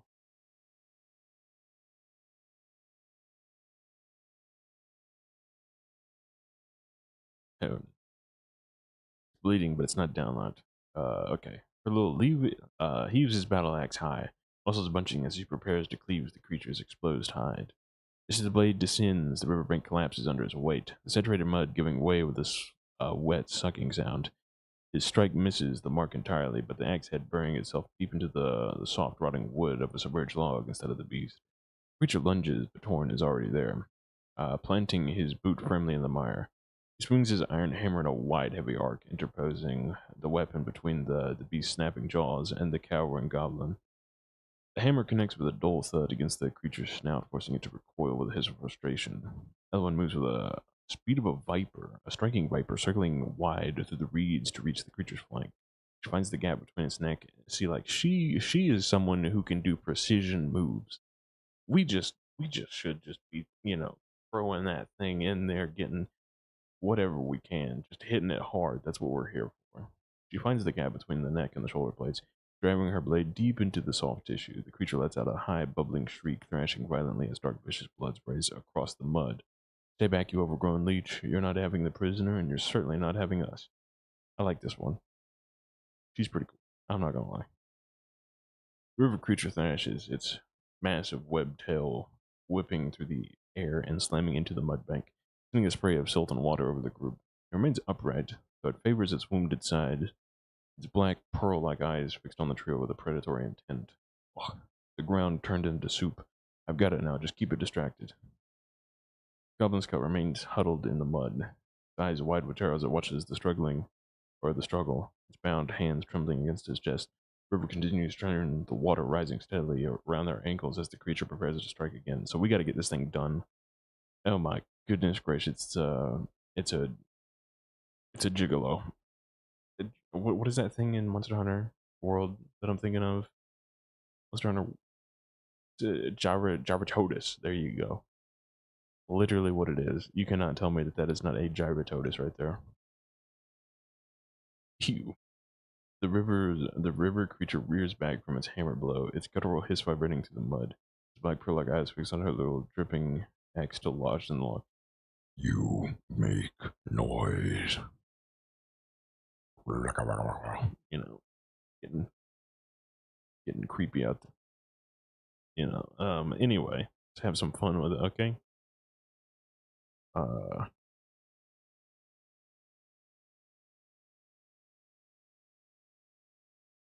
and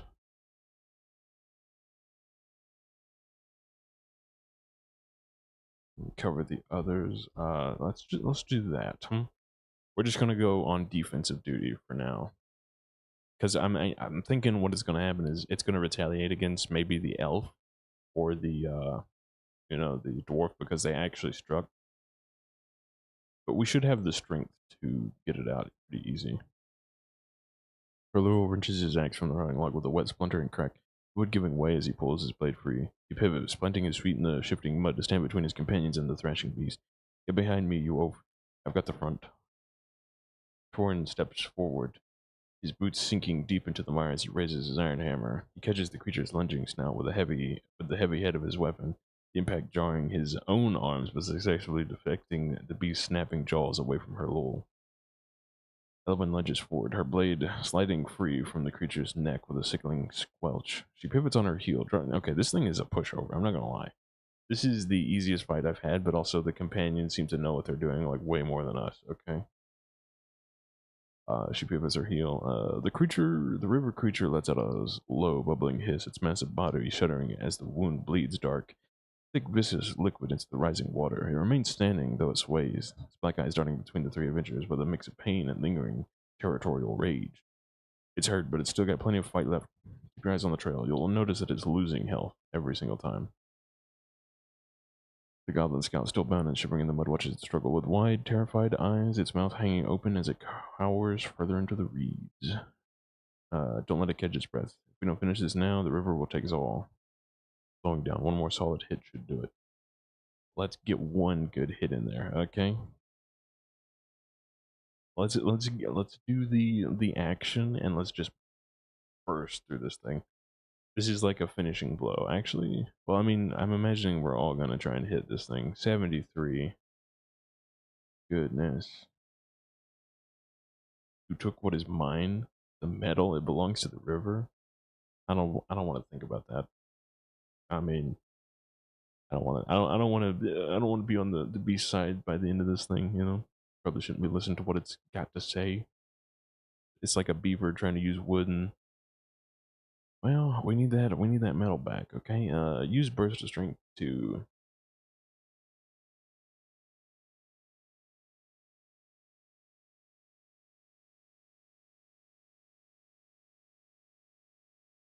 Full power. Come on. If we miss this, then I'm gonna be extremely disappointed. Come on. Come on. Let us hit the ability. It's slow now. It shouldn't be able to dodge. I mean, then again, things get desperate. They get, that last little second wind going. Let's go. Creatures are really wounded. Unstable, muddy footing. Lul channels the raw earthen power in his blood, his muscles swelling as he brings the battle axe down in a singular explosive arc. The blade bites deep into the creature's thick scaled hide, covering a jagged furrow that leaks dark fluid. Though the beast's natural armor blunts the full force of the blow, the river creature shrieks a wet gurgling sound and whips its massive tail in a wide, desperate arc towards Herlo's legs. Torn lunges forward and his iron hammer held high to intercept the strike. The tail's momentum clips Herlo's side, leaving a stinging, shallow scratch across its ribs. Elowen seizes the opening, her eyes locking on the creature's spine. She drives her blade into the base of its skull with a precise, brutal thrust, severing the connection between head and neck. The beast convulses, its movements turning erratic and sluggish as it collapses into the churned soil. And that is River Monsters. Thank you. I'm Jeremy Wade. Okay. Next time, we'll find something even better than whatever this weird slug thing is. Okay. Trust me. There's better river monsters out there. That's it. Keep it down. You miserable thing. It's still twitching. Don't get careless now. Is this still going? That should have been 2 strong strikes. Oh, it is. It is still going. Okay. Even with the spine thing? Goodness. Okay, wait. I gotta ask. So this right here. This is the chat, and you might be like, who are you chatting with? I thought this was going to be solo rent. No, we do have a narrator, or basically the DM to chat to, just in case something doesn't make much sense or something is portrayed wrong in the game. Basically like saying, you can speak with the setting and say, excuse me, had a pot pie before this. A little burpy, I'm not gonna lie. So, basically say, did this happen the way that it was supposed to? Wasn't I supposed to get this amount of money for this quest? Blah blah blah blah blah. There's so many different things that you can do with this. This is basically just how you manage the entire, setting beyond like just playing it, right? Uh, what's her name? Elowen's.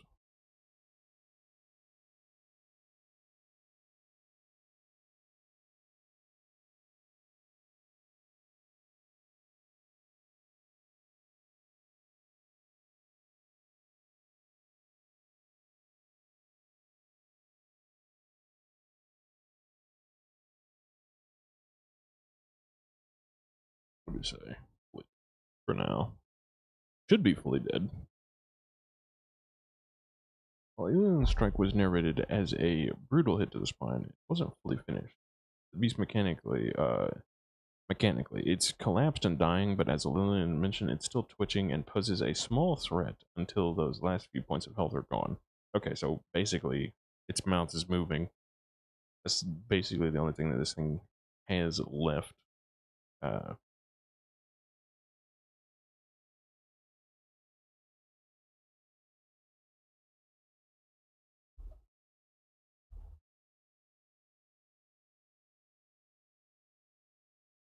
Or I guess maybe we should finish this thing off. Then take its head for the reward, right?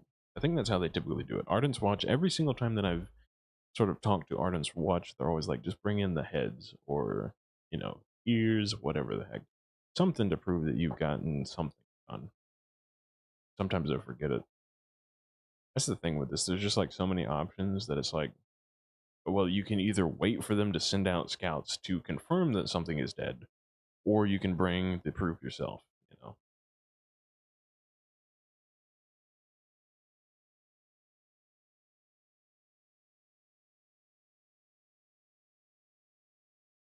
Final decisive arc. Okay, yep. Blade bites down into the creature's neck, carving through its hide and muscle until the beast's thick scales turn the edge and prevent a clean decapitation. Torn steps forward, his boots squelching in the wire, brings his iron hammer down with a heavy crunching thud against the creature's skull. The impact leaves the beast slumped and motionless in the rising water, its breathing finally ceasing. This is a mercy kill at this point.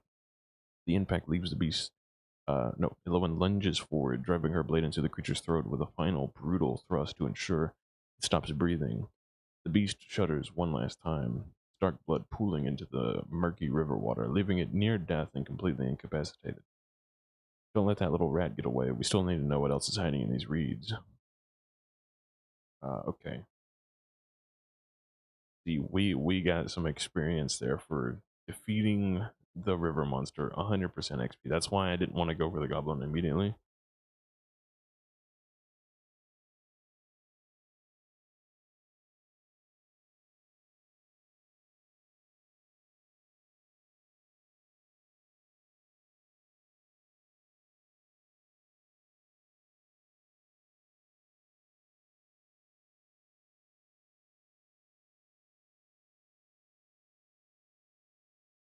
Because, I mean, here's the thing. I guess we're just going to carry this with us as we survey the area.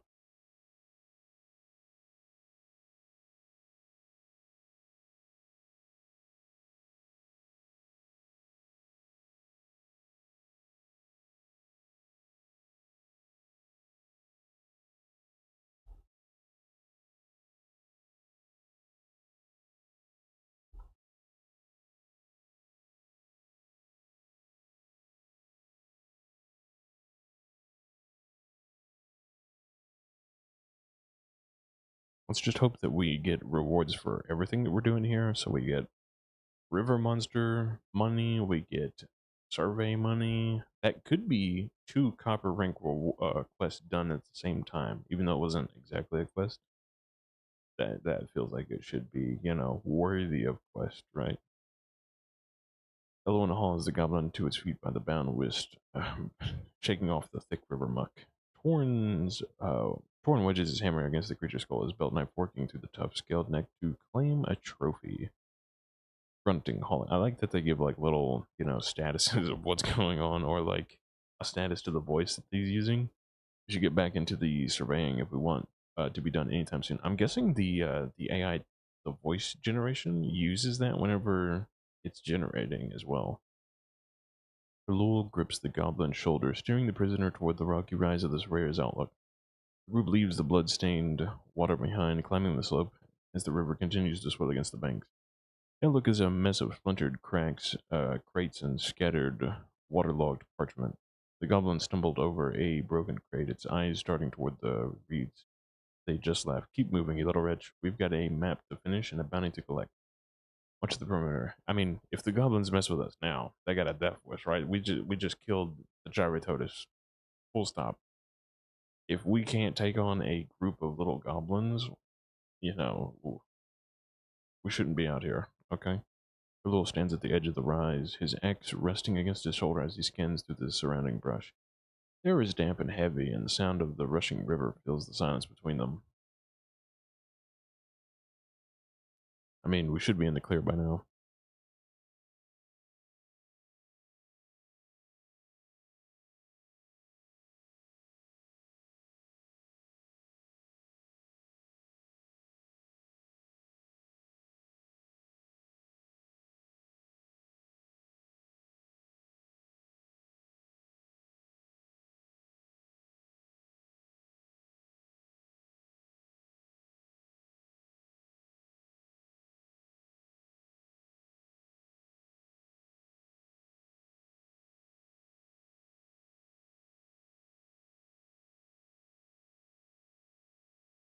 See, and this is the thing, you just kind of get like drawn into the story slowly as you go on through, and you just kind of follow the different quests, and then eventually you're just going to run into something cool. I mean, Larian might be a fantasy world where, like just about anything goes on, from spectral or, I mean, supernatural stuff to, you know, mythological stuff or weird creatures. Like we've ran into so many weird creatures on here. Um, Kind of like, man, it's just a great playground kind of sandbox idea right now. And I'm wondering what they're going to do whenever they refine it, even more whenever it gets, locked in and we get to see the final product. I wonder what it's going to be like. And hopefully it's going to be good.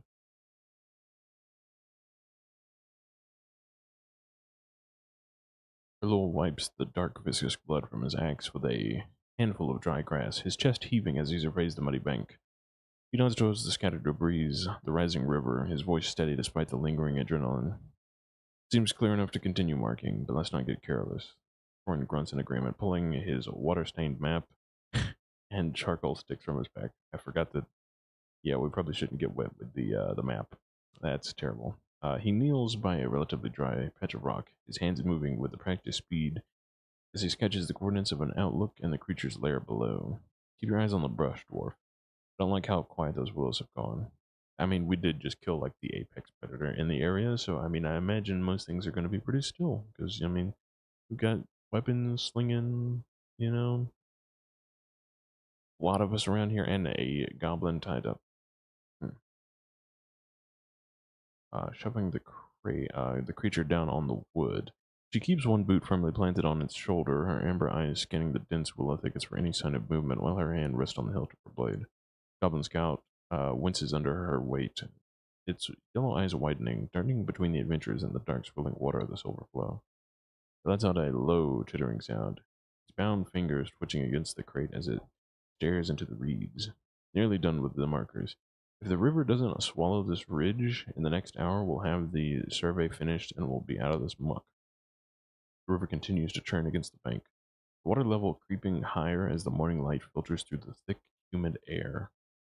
The silence of the marsh is broken only by the distant call of the marsh bird and the scratching of Torrens charcoal against the pavement or the parchment. Sometimes you can insta kill enemies if you get creative with your inputs. Headshots, dude, I've had so many archers by now. Headshots are beautiful. Thing is, once you get into like heavily armored guys, it stops working as well. But then by then you have like abilities that are like piercing shot. You know, like you can go through armor, something to combat. You know, the heavily armored guys. Trying to figure out if there's anything else. I don't know what this party button does. Latitude. I don't know what this does. I'm not even gonna lie. Just gonna say. I mean, basically the only thing that I have a question about is like, what the heck does the party? Oh, wait a second. I think I know what the party does. Maybe this is where you can talk with like people on multiplayer. Like I said, I haven't used it very often. I think I've used it like once or twice. Anywho, um, got a high veil around here. I wonder how many. Goodness gracious, they put a lot into this. This world is kind of amazing, like with how detailed it is. I'm not gonna lie. You go on to some of these other worlds that are made by people. Maybe I'll give you like a little showcase of the worlds. I think you can, tell, but there's a lot of detail in here. Let's continue. Let's wrap up this mission. Nearly done with the markers. If the river doesn't swallow this ridge in the next hour, we'll have the survey finished and the well and be well out of this muck. The river continues to turn against the bank, the water level creeping higher as the morning light filters through the thick, humid air. Sounds the marsh is only broken. Okay, so I guess we could like look around for loot, right? There's a bunch of dismantled crates and whatnot.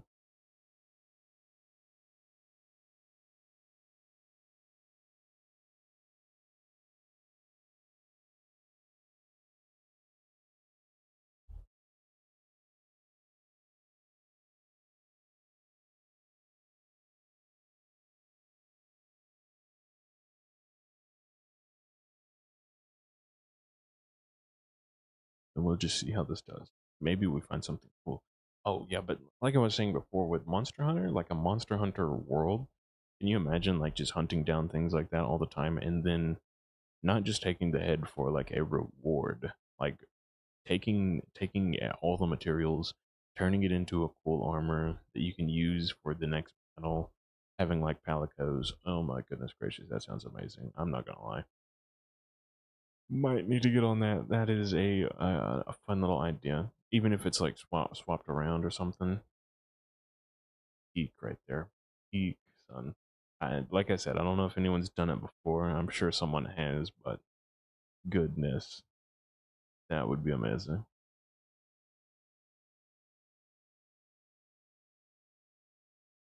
Okay, her little steps away from the crate, his eyes scanning the churned mud and debris for anything of value. He's about to say heavy, Ironbound lockbook, half buried in the silt near the riverbank.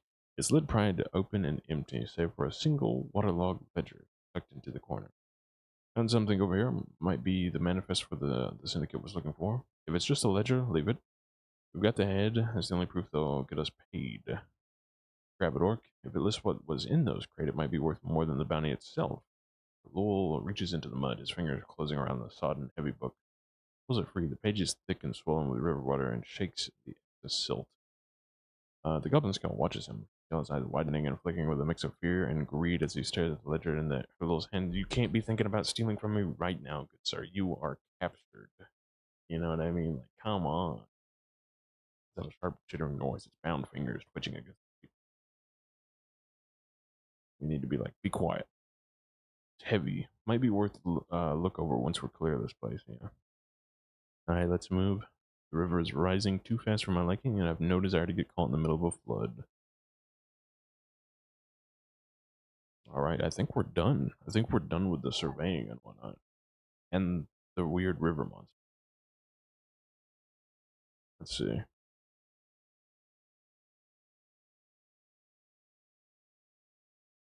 Something tells me we're not gonna get out of here very easy, though. You know, if we do, I would be surprised. If we don't, I called it. Okay, let's go.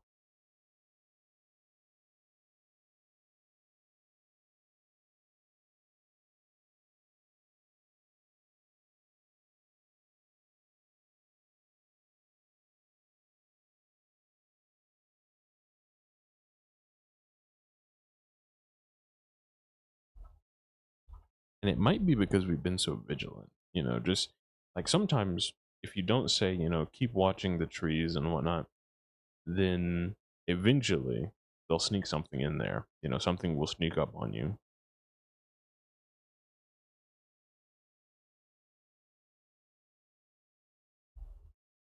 And like right now, we might not have seen much of like these crazy little things that can happen in here, but it's just like such an interactive world that like anything can go on, you know what I mean? And I'm like, boy, the potential is what just drives me crazy with Voyage, and I'm so glad that I'm allowed to, or was let into the expanded beta. So like, huge props to the Voyage team, you know, getting it out there, getting it playable. I'm sure this is providing some, like feedback and everything. I've been in the Discord, like I'm sure they are gaining a lot of what their players want, and I'm loving that they are actually doing a bunch of live streams. They're keeping the updates coming. We recommend you check them out over on the official AI Dungeon YouTube. They do a lot of stuff there. And apparently there's an official Voyage Reddit, okay? Just gonna say that, we're plugging stuff just because we're waiting. Anyway, let's continue.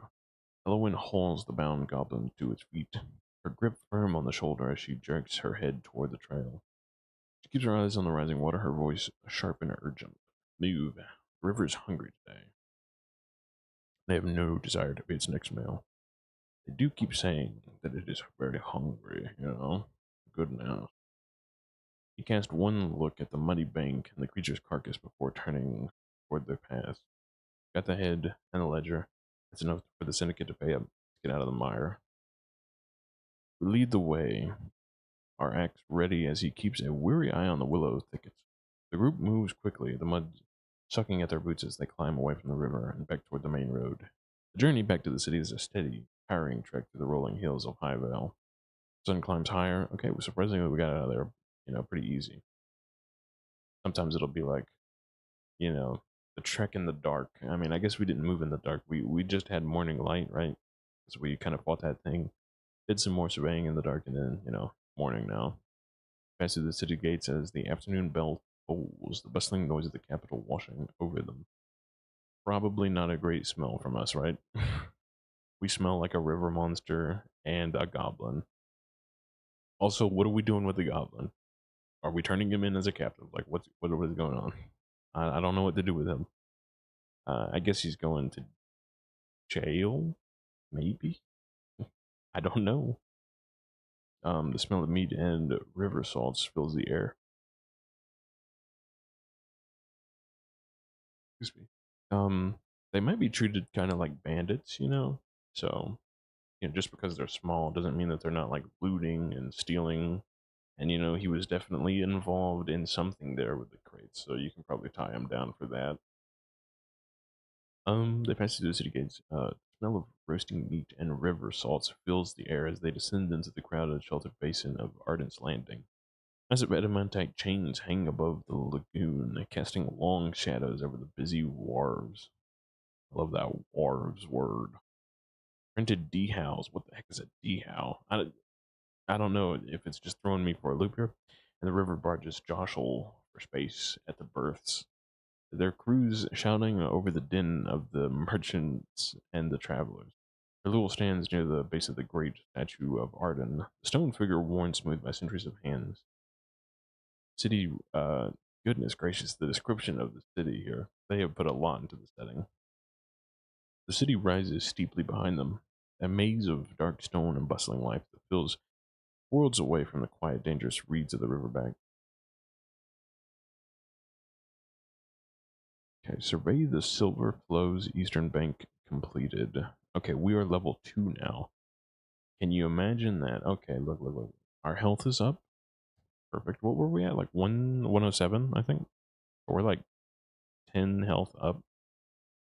And we can look at our skills, see if we got anything different. I think it's just our stamina being down because we've been out for so long. Still a bunch of waterlog ledger. Okay, so we do. Oh yeah, we have a whole inventory. I forgot to show you guys. I don't know if we did. I think we might have. It was probably just this condensed one, but yeah, you can see what all you have with you. These kind of things that make it more gaming are the interesting thing to me. It's not just like a word, a book. It's interactive, way more interactive, and that's what I love about it. Blood magic. Magically command the element of blood. You can use your skills from here, your traits, all the things that you have. Ooh, and do we have anything to actually learn though? Whoa. Okay, hold on. We do. I didn't expect that. Okay, sometimes we do not. Unlock new ability. We have Blood Frenzy. Enter a relentless state where damage no longer phases you, and you can continue fighting and healing yourself by. Ooh, ooh. Come on now, that sounds fun. Oh, we're like a vampire, dude. You can continue fighting and healing yourself by drawing on your ancestors' energy. Oh, that's probably going to drain our magic in exchange for our health and attack, though. Blood lash. Lash an enemy with a magical whip made of your own blood, causing them to bleed profusely. Gross. Enter the trance. Begin the sacred battle meditation, inviting your beast spirit to rise. Everything becomes clearer, simpler, more violent. Kind of like that. Okay, fatal strike. Leap at your target, putting your full weight behind your strike with no regard of your own well-being. Goodness. Forager's instinct. Develop a keen sense of identifying edible plants and safe water sources in the wilderness. Reckless swing. If there's quite a lot here. We'll just skip. We'll just scroll through these last two right here. I'm sure you guys don't want to hear me ramble on about everything that we have to do here, but hmm. We might go for that first one because it sounds really cool. Execute a quick, precise strike that can catch opponents. Yeah, a lot of these are just like I didn't mean to do that. Well, we learned something. Let's see what it is. Okay, I mean, we can use whatever we have, right? Was it a stone shape? Nope. Hold the stone with your hands, forming it like so. That's kind of cool, though. I think it was Savage Howl. Release a primal scream that announces your presence and intent. Let everyone know what's coming. Oh, great.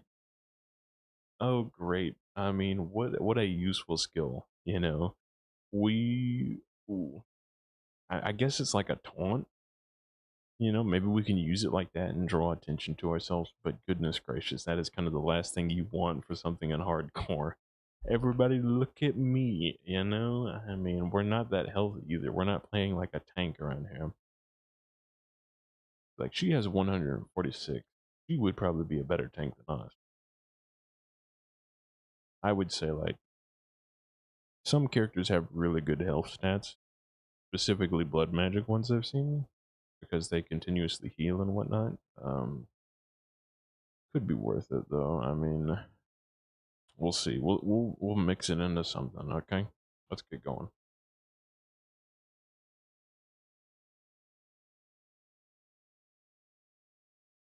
Honey Blee, the face debut? No, not the face debut, son. We've been on the face cam for a while.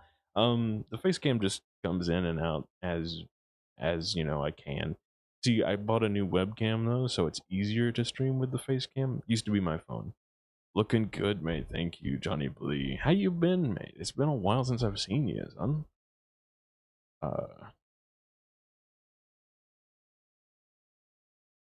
Uh, still on Arc Raiders, Marvel's Rival. I just signed into Marvel's Rivals. Kind of surprised at the things that I'm still getting, like the skins from Twitch. You know, I don't know if you get the Twitch skins for Marvel's Rivals, but I really enjoy those. Hope everything is good with you though, man. Uh,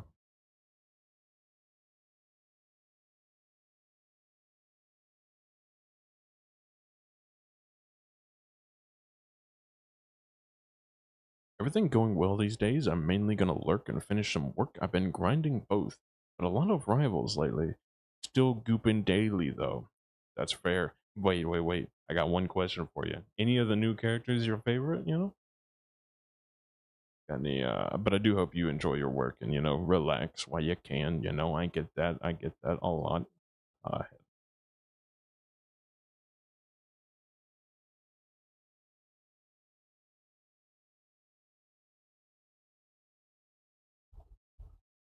I don't know. There's just a lot of new characters. I haven't been keeping up with the characters at all. Just like in League, I go on there occasionally, and then there's like 5 new characters I've seen. You know, now I haven't tried much, but Cat looks cool. I did hop on Cat for a minute, but it was just too thick. I'm not gonna lie. Like I don't know what they're doing with those characters these days. Not Fox is pretty cool. Wait. I'm thinking of Black Cat, am I?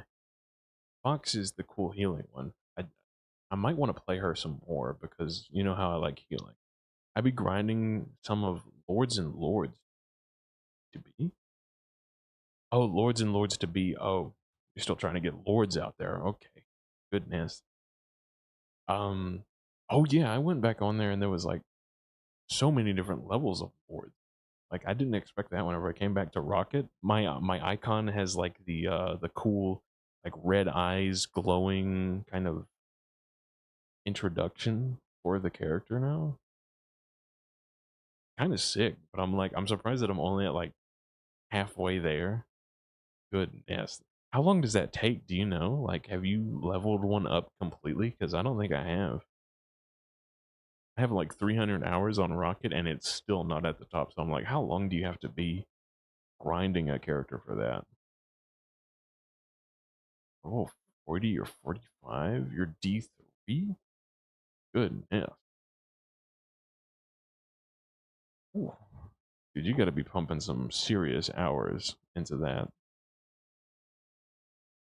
to get all the way up there. I'm like, oh, Lord isn't bad. Getting Lord on them, I feel like you can do that with a lot of characters without wasting too much time. It's just getting up to those upper ones is kind of crazy. Let's see, where were we at, boys? Hello leads the way through the crowded streets of Arden's Landing. His heavy boots clattering. Also, D3, very good. Did you ever make it to Grandmaster? I don't remember. His heavy boots clattering against the cobblestone as he makes his way to the Tower of Venture. The goblin prisoner stumbling at the edge of his rope, while Elwyn keeps a sharp eye on the surrounding market stall as they reach the contract hall, a cavernous space filled with low hum of voices and the chatter of armor.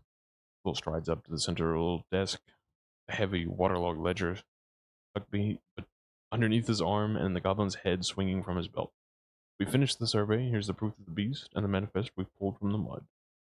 A clerk in robes of the syndicate looks up from the stack of papers, his eyes widening as he takes in the grisly trophy and the sodden book. Signals to a pair of guards who step forward to take the goblin prisoner and the ledger. You've done well. The factor will be pleased when to have this back. Wait here while I verify its contents. The clerk disappears into a back office, leading the trio into a stand in the hall. The goblin scout, now held by the guards, glares at Raoul, its yellow eyes burning with spite. We could have just freed him, you know? But, look, this dude was ready to like feed us to the sharks as soon as as soon as we found him. Like, I don't know what's in the water. Why don't you go check for yourself? But yeah, I do hope whatever you're grinding, absolutely good up there. Good luck. Uh, wait here while I verify the con. You think you've won, but the river hides more than just crates. My kin are watching, and they don't forget a face. Had to check on the food. I left it in the air fryer a little bit. I'm not gonna lie. So hopefully that wasn't too long or anything. But let's get back to it. I'm thinking about the next job. Wait, nope, not where we were. So they're verifying the contents. He's giving us some lip. Let him talk. We've got the coin coming, and that's all that matters. Elowen, I think they're ready to spin your share already. I mean, she did a lot of the damage. She was poking the thing, absolutely doing crazy crits. I'm just thinking about the next job. Syndicate is losing this much to the river. They'll be looking for someone to clear the rest of the bank soon. Maybe she could just, go around killing monsters all the time. Don't know. She's definitely stronger than she looks, and she's stronger than both of us, clearly, because, like, look at her health. 146, and we are 117 right now. So,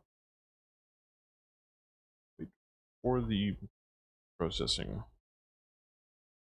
Also, can I say, before we get into this, shout out to Johnny underscore Blee, the man, the myth, the legend that always comes by. Always super supportive. I think a great streamer among the likes of Ace Entire team is on base. and Oni. Wrong direction. Wrong direction. That way over there. Pushing you.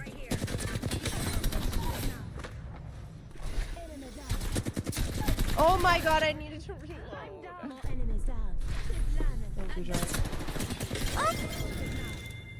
Okay. Nice, John. Here we go. Watch them and beans, getting stuff done, son. Destroying and slaying and praying, probably. Okay. Anywho, great people. Check them out on Twitch. Besides that, let's continue. Syndicate clerk returns, his face unreadable as he holds a heavy pouch of copper florin. He sets the coin on the counter. I mean, I would expect we're getting paid in silver or gold for that thing. Come on. He sets the coins on the counter with a dull thud, slides the fresh, sealed scroll towards the trio. The factor is satisfied with the ledger. It confirms the losses we were intended were due to goblin raids, not internal theft. Here's your payment plus the agreed bonus for the recovery. Fair day's work, and the purse is heavy enough to keep us in ale for a week. And the scroll. That doesn't look like a recipe. Or receipt, sorry. A new contract. Spectre needs someone to clear the remaining nest along the eastern bank. The goblins are becoming bolder, and the syndicate is tired of losing shipments to their raids. Clerk taps a scroll, his eyes lingering on Herlul's battle axe. He leans in slightly, his voice dropping to a business-like murmur. The pay is double what you received today. Provided you can bring back proof that these nests are destroyed, the League will credit your rank for the effort, of course. Goodness gracious, I gotta get better at, like, doing the pauses or, like, commas and whatnot. Herlul stands by the counter, his hands resting on his belt as he considers the offer. Goblin Scout, still held by the guards, lets out a low, mocking laugh that echoes against the stone wall. Why is he still here? Come on. Get that man out of here, boy. Come on. You'll find more than just nest in those reeds, Big Tusk. The river has teeth, and it's hungry for more than just metal. The rain looks at the scroll, then at Herlul. his expression shifting from amusement to a thoughtful, calculating frown. He taps his hammer against his thigh, the sound sharp and quite hollow. Double pay is hard to turn down. That river is getting dangerous. What do you think, Earl? Are we ready to go back out there, or should we find something a bit drier? I mean, we've cleared that we can, or we've shown that we can clear the river. There's, um, there's good money in it. I don't see why not. Why don't we go out there and kind of continue clearing? So why don't we say, can't leave a job unfinished? You know,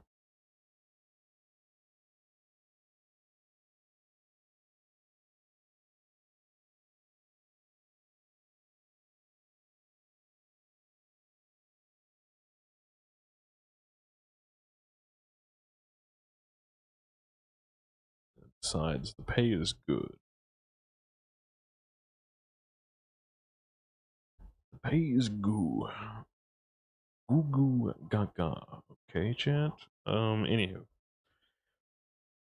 think that's all that we need to say. We don't really need to take an action to continue here. And this is why sometimes doing quotes, like I said, whenever I saw, at least another stream of this, they didn't really do quotes too often, so it was all action basically. And this can just help progress the story a bit along. You can use it as like filler just while you're doing things. So should I be doing full screen like this? Is this a better experience for you guys? I don't know.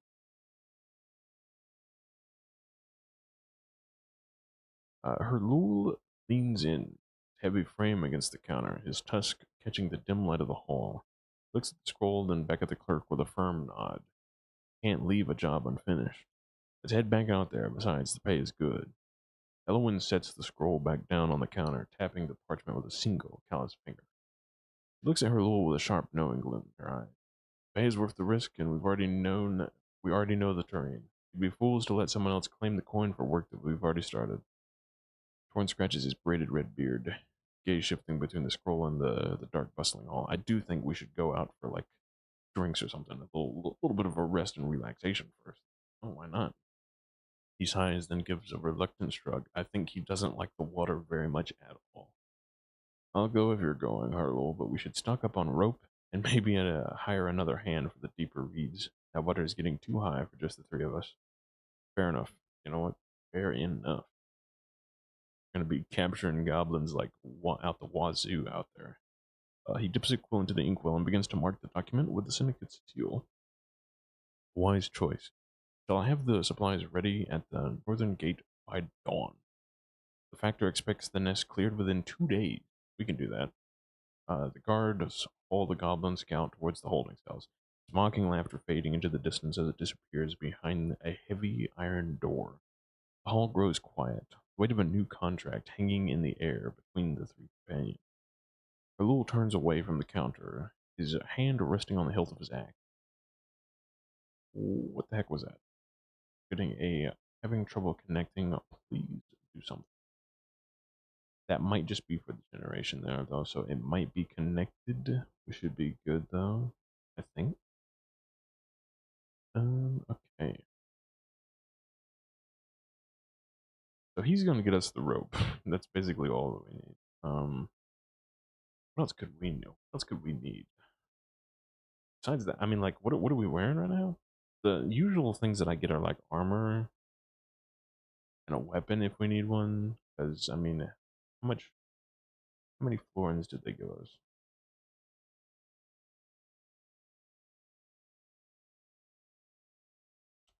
Does it show us how many florins? We need to probably ask the DM how many coins did we get personally? I mean, of course, it's going to be split between the three of us, but killing a monster, getting the ledger back, they said that would be pretty expensive, and it appears there was a mistake in the tracking. As the story mentions, the syndicate clerk just paid you a daily rate plus a bonus, but those coins haven't been added to your inventory yet. Based on the contract, 10 florins a day and the daily rate bonus mentioned, by the clerk. You should have more than 60 you started with. Would you like me to add the payment to your add the payment and bonus to your inventory? If so, how much did the clerk give you for a 2-day job plus a bonus? Well, Uh, 30 to 40 florins would be a good amount to add. But what about that? What about that huge fish? That is true. That was what the quest was for, like the main getting out there and getting the ledger.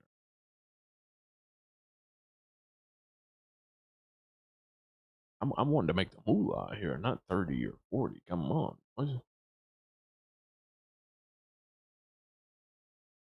Oh, is that? Are they just gonna give me the bonus? Gross.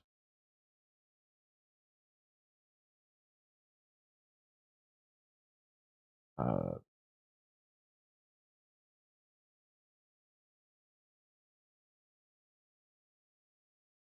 sure. We'll take the 30. I guess. Come on. He's skimming us, Chad. I'm not gonna lie. 30 florins for good information, a huge creature, and whatever else we did out there. I mean, we didn't get into a huge fight, so. And here's the thing: we haven't bought actual supplies yet, so we should be fine. Let's see. Anything else that we need to fix up, though? Leather jergens and boots kind of go out of style very quickly. Whenever you can have heavy armor, especially I like to play heavier characters, so like orcs here, they can handle the heavy armor and be perfectly fine in it.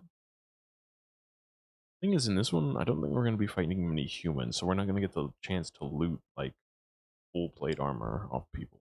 So let's continue forward, shall we?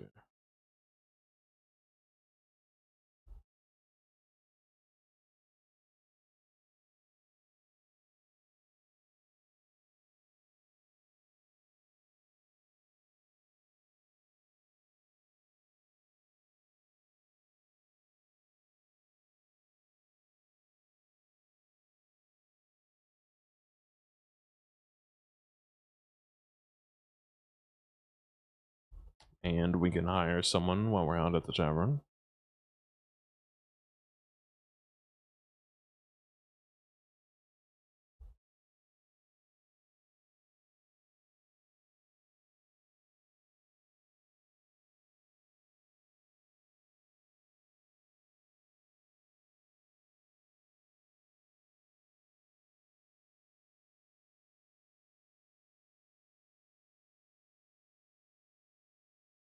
Warren grins, his red braids swaying as he claps his hands together with a sharp resonant sound. A drink sounds fair, after all. All that mud in the beast. The hearthfire serves a dark ale that'll wash the river right out of your throat.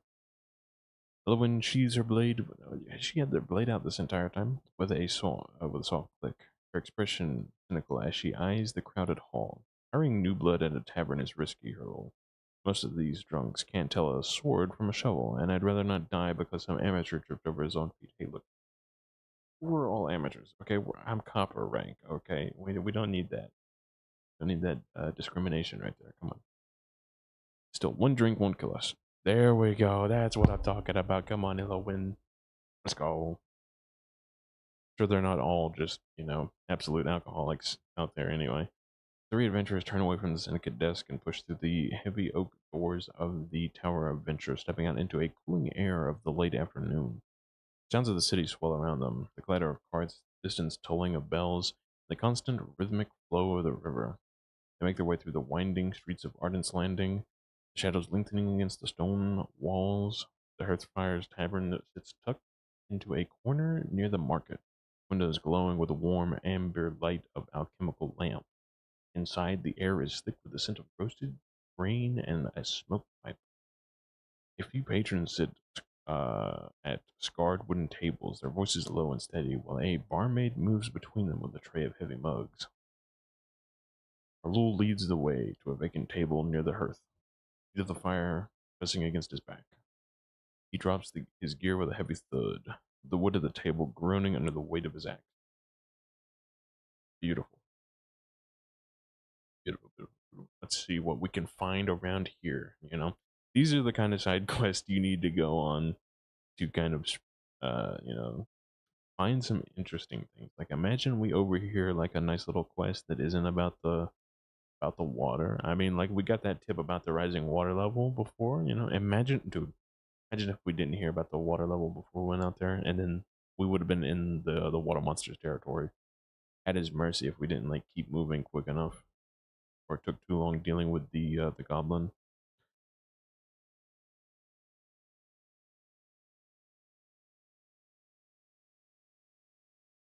Okay, hello.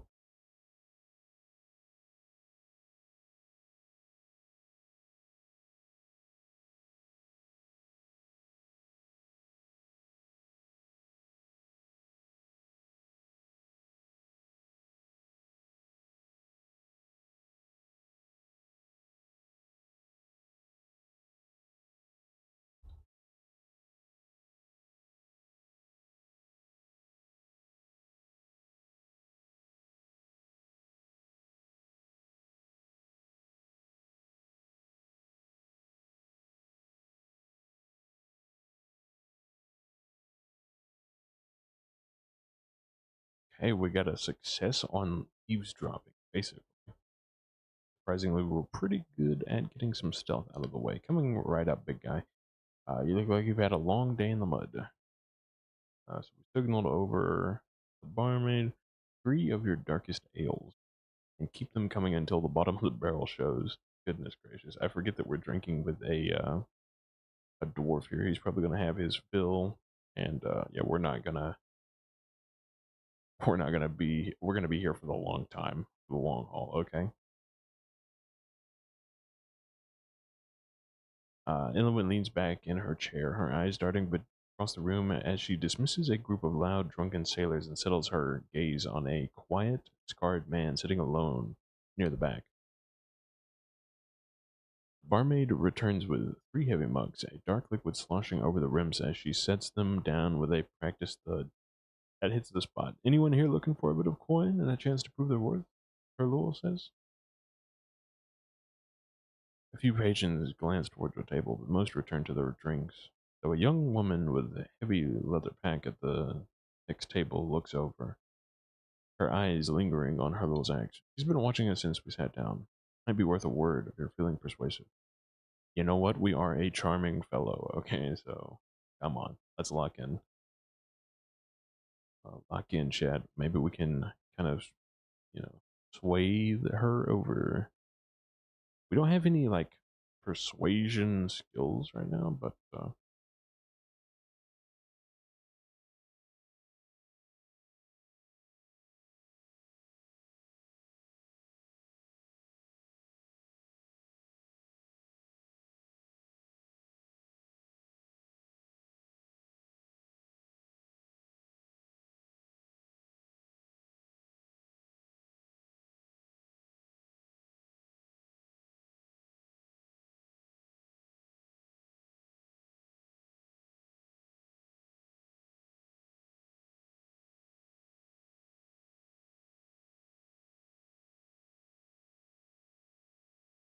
on, let's lay on the charm. Okay.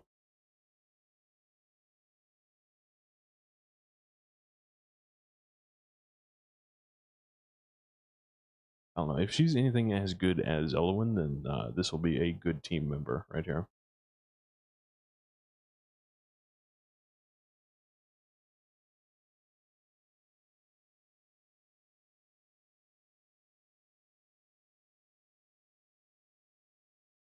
Ooh, mixed results. Come on. Okay. Herlul pushes his chair back, the wood scraping harshly against the stone as he stands. He walks to the woman's table, his heavy boots thudding with each step. He pulls out a heavy chair opposite her and sits leaning forward with a grin. Maybe you have an eye for coin. The woman with the leather pouch doesn't flinch. She keeps her hand near her longbow, her eyes scanning Herlul's face with a cool, detached interest. She doesn't immediately agree, her gaze shifting to the axe resting against his knee. Ask her what she's done before, Herlul. Don't just dangle coin. Make sure she knows how to handle a blade and won't freeze when the goblins come at her in the reeds. Make it quick, Herlul. We need someone who can Work at dawn. As someone who needs 3 days to pack their things and say their goodbyes to their mother. I've tracked shadow wolves through the ever wood and cleared nest in the highland. I don't freeze. I don't need a nursemaid. What kind of work are you offering that requires a smith's axe and a dwarf's hammer? The woman's voice is steady, her posture rigid. She waits for an answer, her fingers drumming a rhythmic beat against the worn leather of her pack. We're heading back to the Silverflow to clear out the rest of the goblin nest. Dangerous. The water is rising, and the pay is double what we got today. The woman pauses, her expression softening.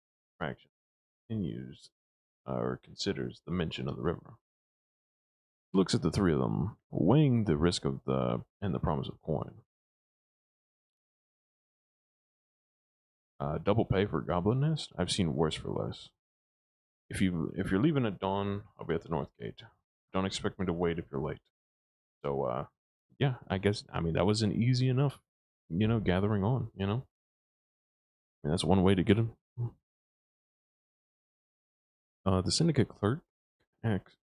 Oh, so syndicate clerk wants you to clear the greater goblin. Okay, this is just the quest. We haven't accepted the quest this entire time, chat. I am so sorry.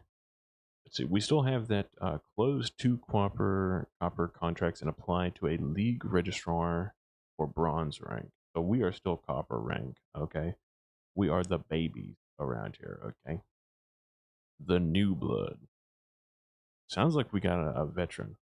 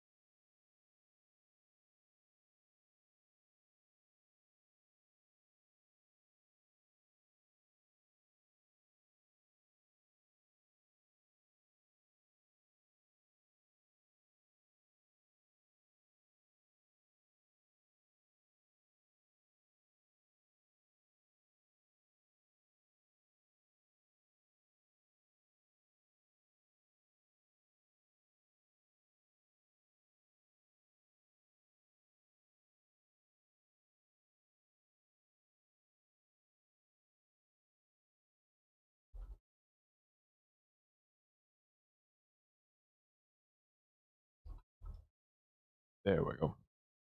Yeah, we don't want to be, like completely blackout by the end of this, right? Like we want to maintain a little bit of a status around here, right? So that we're not just like looking crazy.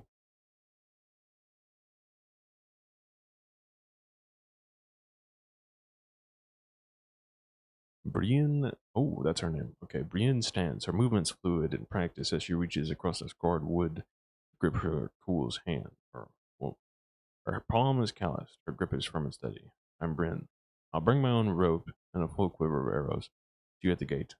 To a successful hunt and a quick payday. Gordon raises his mug high, the dark ale sloshing against the rim before he drains the rest in one long, satisfied swallow. Keep your head down and your bowstring dry, Bryn. We won't have time to drag anyone out of the reeds. Lul nods to his companions, his grin wide and his tusk gleaming in the firelight. He turns back to the table, his heavy boots thudding against the floorboards as he gathers his gear. See, she knows how to handle herself.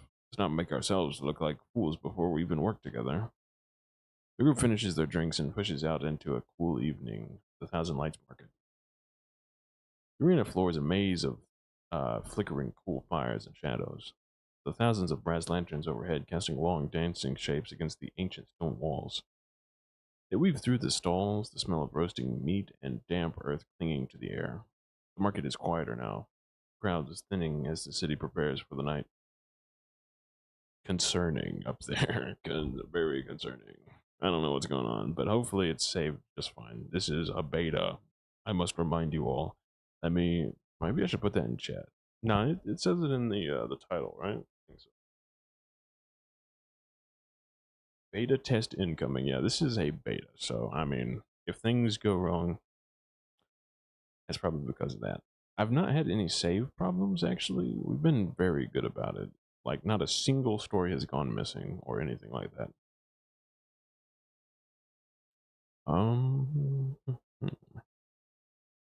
So no.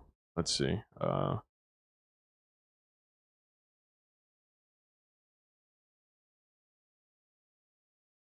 Mm,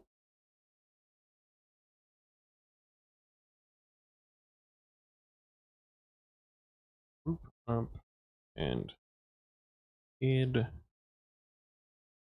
out to the river.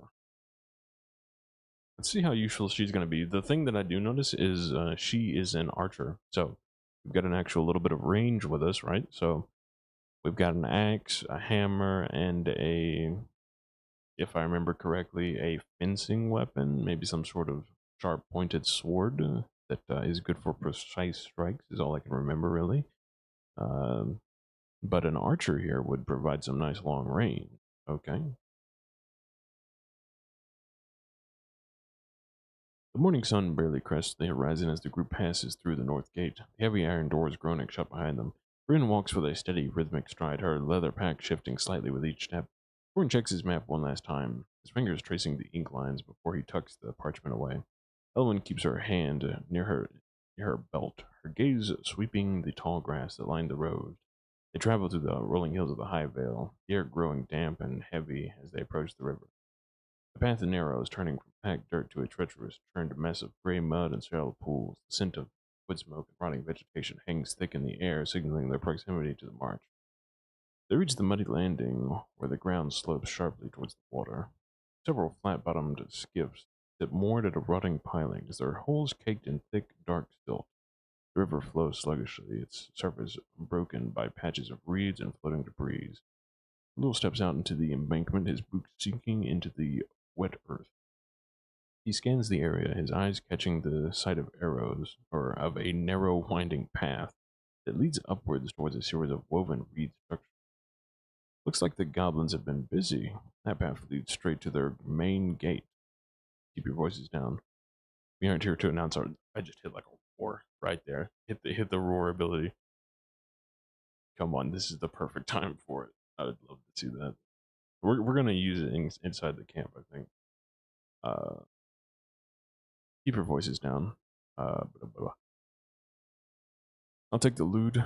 I'll take the lead. My boots are lighter than yours, and I know how to move without snapping a twig. The group stands at the edge of the muddy landing, the path ahead winding towards the sentry walk. Okay. So we're gonna try and like spread out and flank.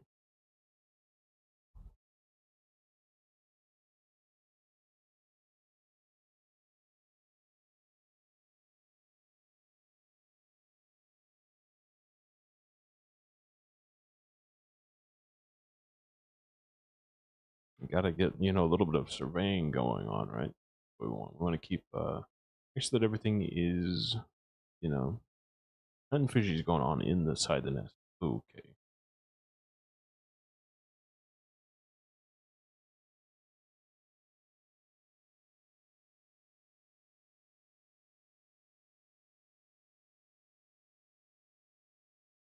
Golden traps.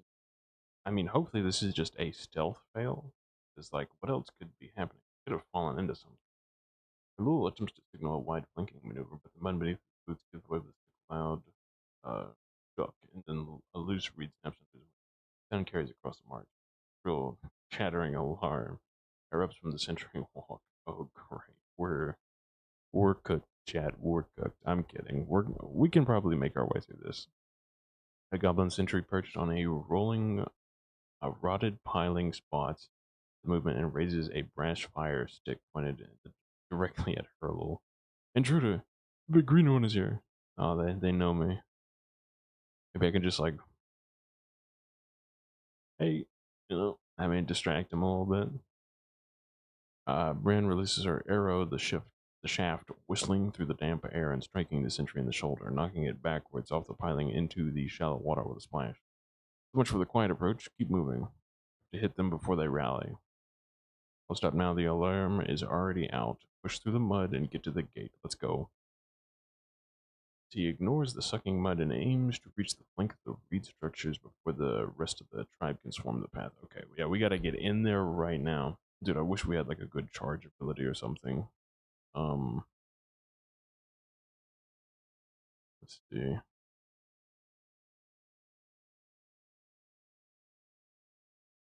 Hmm. All of our abilities are up, so I mean, right now we're just gonna run in. Just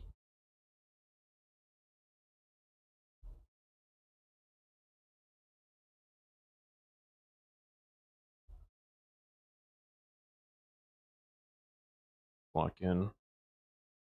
So I mean, then it's already she's already proving her usefulness already. Bryn is with her arrow already taking down one scout. I mean, I just wanted to know how many goblins were in here. Like, are we dealing with 5? Or are we dealing with 20? You know what I mean? Because if it's 20, what if I don't want to be rushing in here? You know what I mean? His boots turning in the thick muck as he closes the distance. He reaches for a goblin defender, but his footing slips on him. Yeah, of course. My goodness gracious, come on.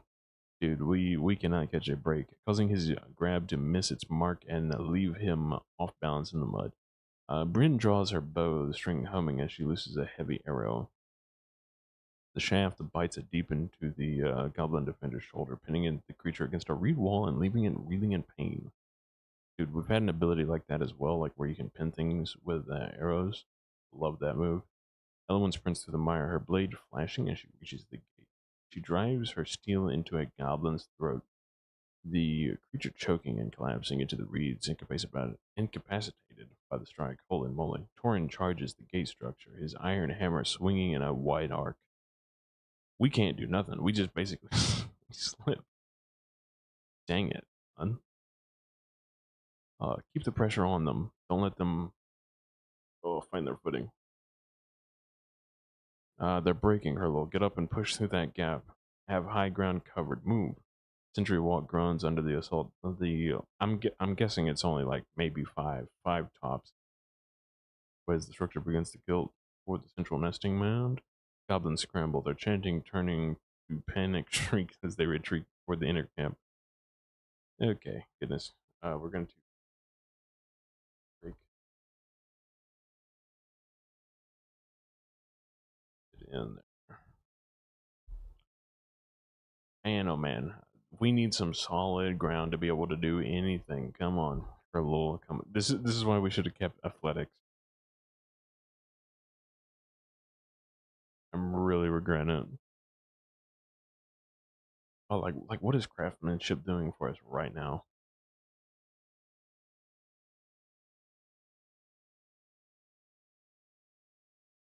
Dang it, dude. You know what we should have done?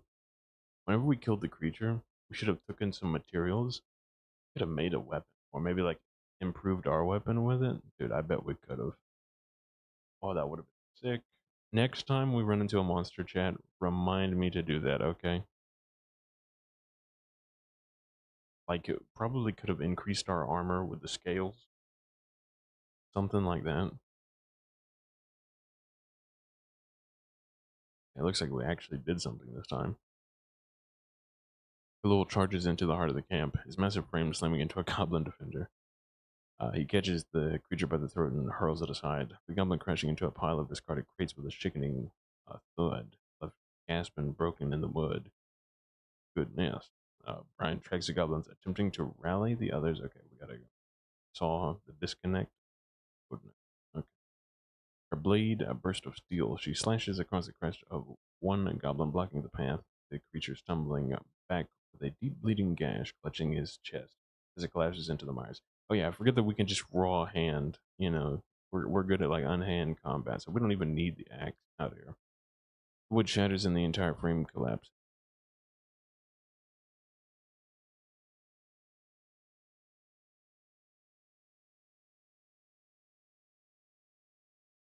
Oh,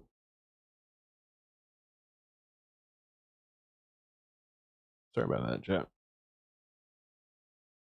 Forgot about my speaker. It was dying to the side there. Wood shatters and the entire frame collapses. Wait. Horn swings his iron hammer with a roar, the heavy head connecting with the base of the gate structure. The dude literally just disassembled it. What kind of gate do they have? Do they build it out of reeds? Just like some sticks together? Like, yeah, this will work. This will keep everyone out because, like, it's an iron hammer, but come on, boys. It needs to be sturdier than that. Central nesting mound lies ahead, a sprawling island of packed mud and stone. Ooh, I got an idea. Are you ready, Chad? I got an idea for that. Reading some stone is in there. We have stone shape. Ooh, I want to do something cool. Three massive reed huts dominate the center, their chimneys belching thick, acrid smoke into the morning air. The smell of roasting meat is overwhelming, mixing with the stench of the swamp. The heart of it. Don't let them regroup. Watch the huts. They'll be coming out of those doors any seconds. Got the perimeter. Keep moving toward the long hut. Go. We're gonna do this. What do we want to make though? To make this is what I've been thinking about doing the entire time.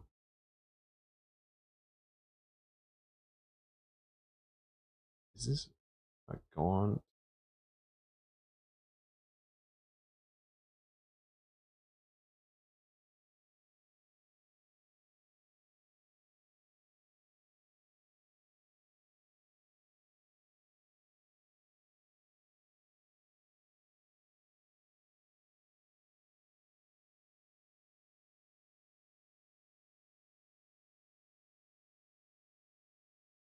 I wonder if it's gonna work though. That is the question.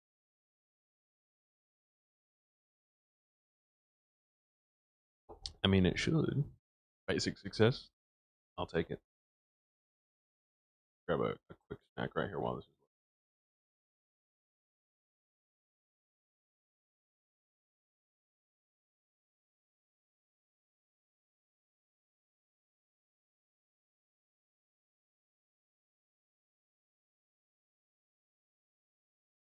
It's definitely working, chap. Okay.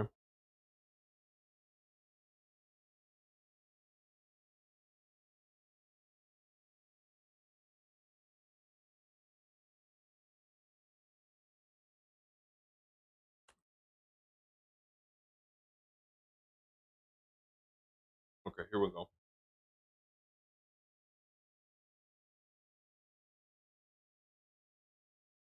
Google slams his palms into the mud, his will pulling the packed stone and silt upwards. The earth obeys, hardening and shifting until jagged. Heavy gauntlets of living rock encase his fist. He roars, the primal spirit surging through him, and he swings his stone-clad hands into the nearest cluster of goblins. The impact is brutal, the stone crushing through their armor and sending them sprawling into the muck. This is strange because usually, by the time we're in like all-out war like this, we would have at least a few combatants up here. But it's kind of treating it like just like an overwhelming defeat, or like this is just kind of a slaughter that we're not even getting any extra things here. Maybe once we find the chief or whoever's in charge, we might actually get it. But right now, I guess no one's a threat.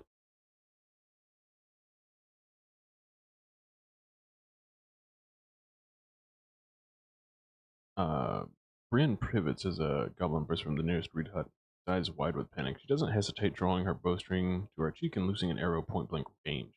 Cat bites into the creature's shoulder, spinning it around and forcing it to stumble back into the dark. He's like, "Nope, not dealing with it. Not gonna lie, nope." Um, Dylan moves like a shadow, her boots barely touching the mire as she sprints toward the long hut. As a goblin steps out, she lunges, her blade finding purchase in its side. The creature lets out a sharp white gasp and collapses against the doorframe, unable to stand but still breathing. Torn bellows, his iron hammer whistling through the air as he swings it in a wide, punishing arc, aims low. Heavy head smashing into the legs of the goblins. This feels so bad. It's like a slaughter. Goodness gracious. We're just coming in here, messing these guys up, and it's no competition. My goodness gracious. I really. We need to. We can slow down a little bit. That's it. Keep them down and don't let them reach for those fire sticks. They're reeling, but they're more inside. Bryn, watch the flank. I've got eyes on them. Just keep your blade sharp. Central nesting mound is a scene of chaos, the thick with the smell of blood in the swamp. Goblins are scattered, their initial defense shattered by the sudden violent assault, but the remaining defenders are beginning to scramble toward their larger huts. Desperate. Here we go. We're gonna head to the long hut and bust in the stone. Fist. By the end of this, we're gonna be practically the Iron Fist of uh, this world, I guess. We learned some martial arts, put on Stone Fist, and goodness, what would we goaded right now?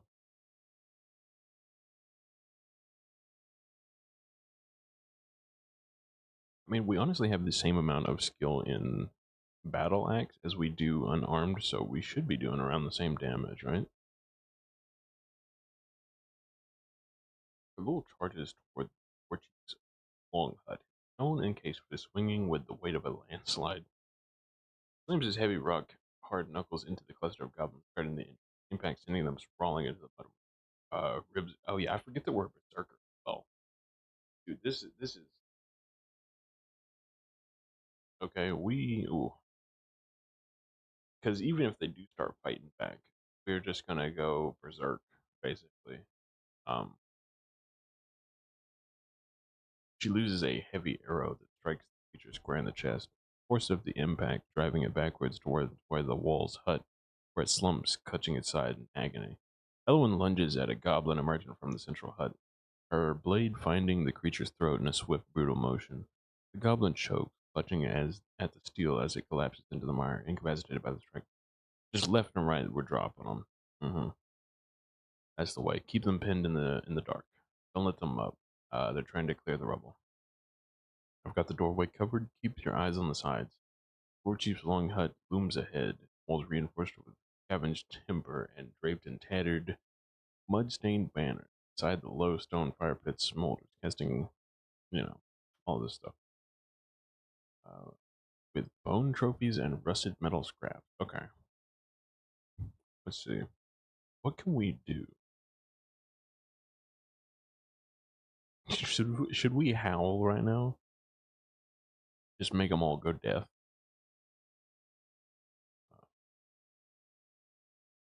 Primal Fury. Hmm. Do we think we can like I would use earth magic to kind of like bust a hole in the wall, but it's a different kind of earth magic than whenever I think of earth magic, I'm literally thinking like the last airbenders, doing earth bending basically. I'd love to just make like a pillar of earth like shoot up and break the wall, but I don't think that's gonna happen. But let's do burst of strength. Uh, into the chief's house. The gaunt. We're gonna bite the head off the snake right here, boys. We're going straight in.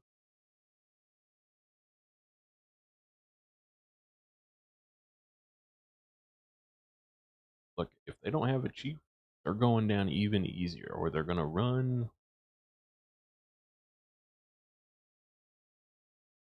and then we just pick them off. Easy peasy.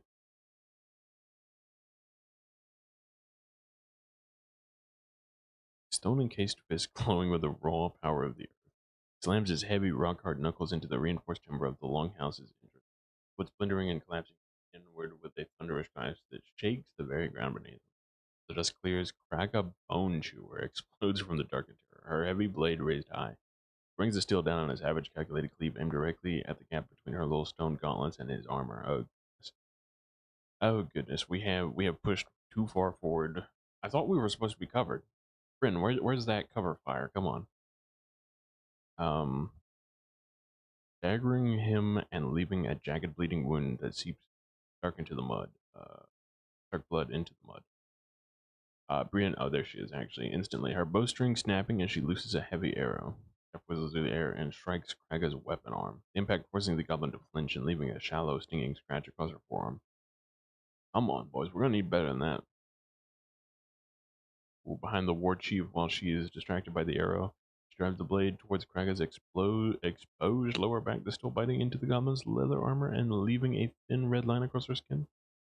Horn bellows, his iron hammer swinging low in a punishing arc. His slams the heavy head into Kraga's leg, the impact jarring the goblin and knocking her off balance, leaving her wounded and stumbling into the mire. Yeah, this is terrible. We are just destroying. Thinking you can break my home and walk away, you will bleed for this. No, we're here for you, okay? We're here for you, Kraga, the Bone Chewer. That is a sick icon though. I'm not gonna lie, that is pretty nice. Um, maybe not as cool as Bryn's. Like, Bryn looks like what Game of Thrones character is that? The girl with no name, I forgot what her name, but kind of looks like that. It reminds me. Let's see. Since we took damage, how about we use that primal fury? Because like, look at us. We took a big chunk right there. Actually, let's hit primal fury. You might be deceptively like um uh it might look like we're about like more than medium health, but since our health bar is so much lower than hers, if she does a few more attacks like that, we're going down immediately. Okay. Uh,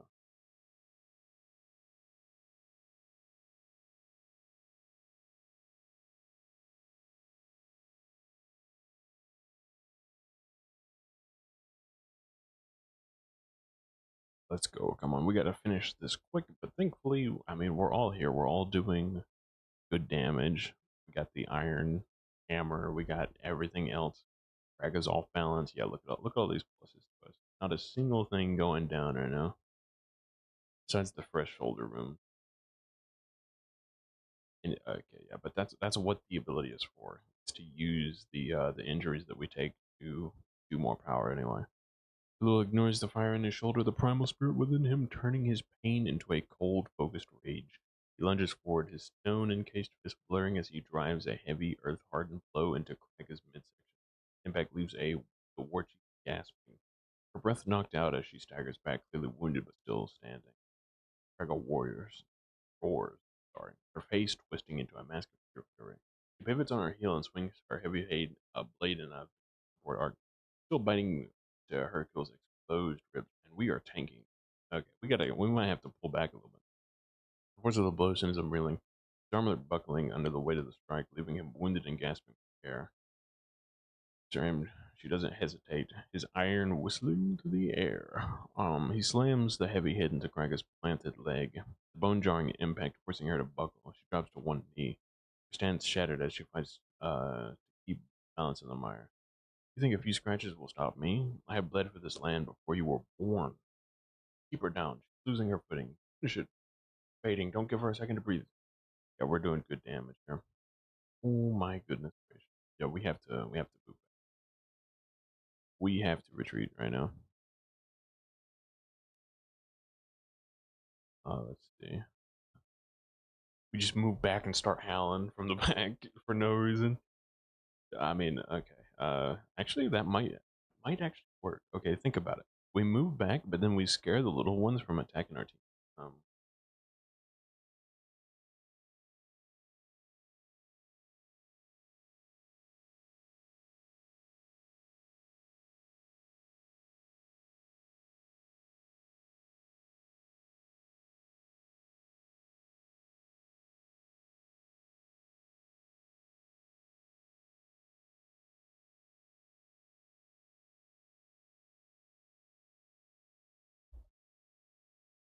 with a savage howl. There you go. Come on, release the roar. We had to use it one time. Got to be one of the most useless traits. War chief near death, or near defeat. Allies pressing attack. Savage howl. We were supposed to move back. We were supposed to move back first. Don't howl directly at her right now. Come on. If we were gonna stay in range, I would have told them to just hit it. Freezes, her blade hovering mid-air as the sheer force of the orc's presence washes over her.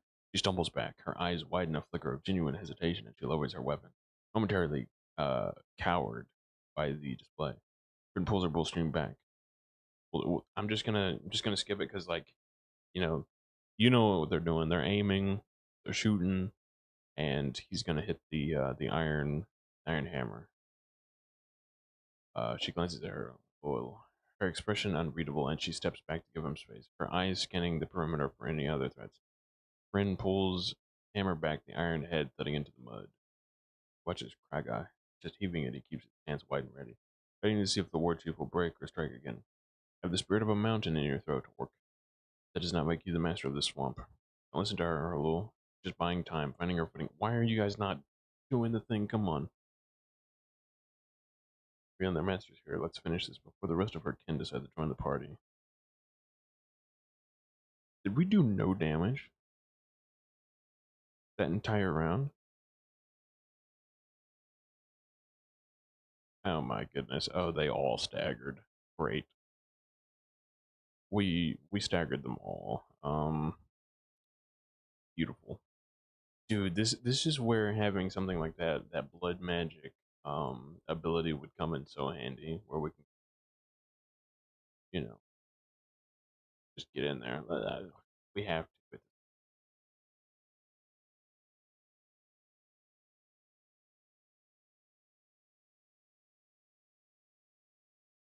it. We have nothing really to work with.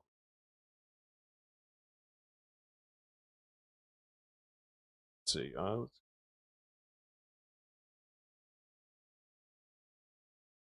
Oh, I know what we can do. Uh Counter.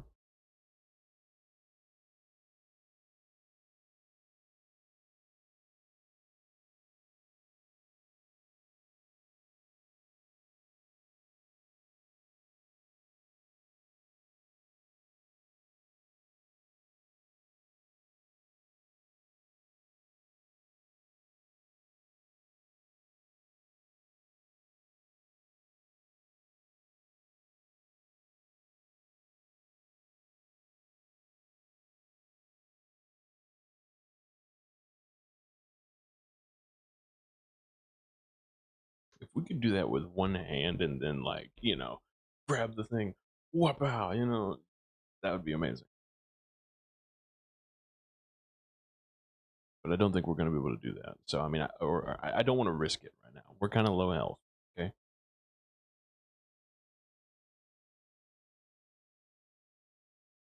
Failure. No. What are we talking about? Come on. Come on, team. At least save me. Come on.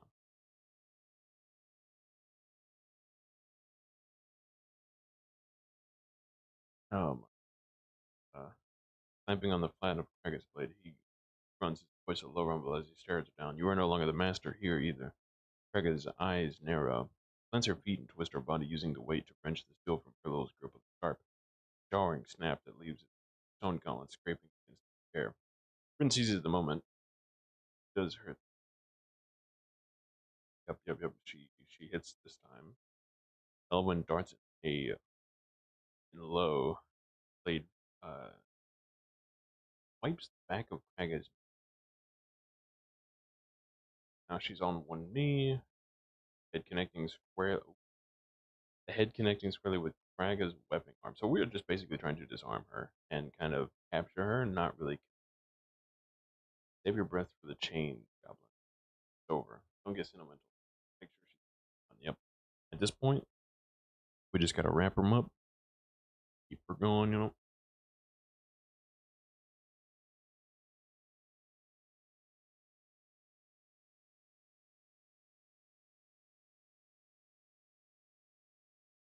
So is this the camp that they were talking about, or are there multiple camps that we're out here for?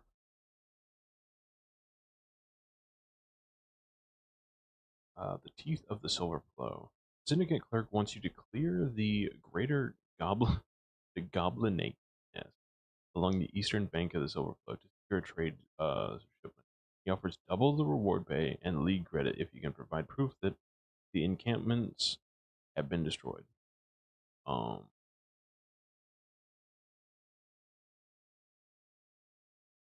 I said this is accurate, right? do want that one on the top line. Hopefully that works though. I mean, once we're done here, it should work.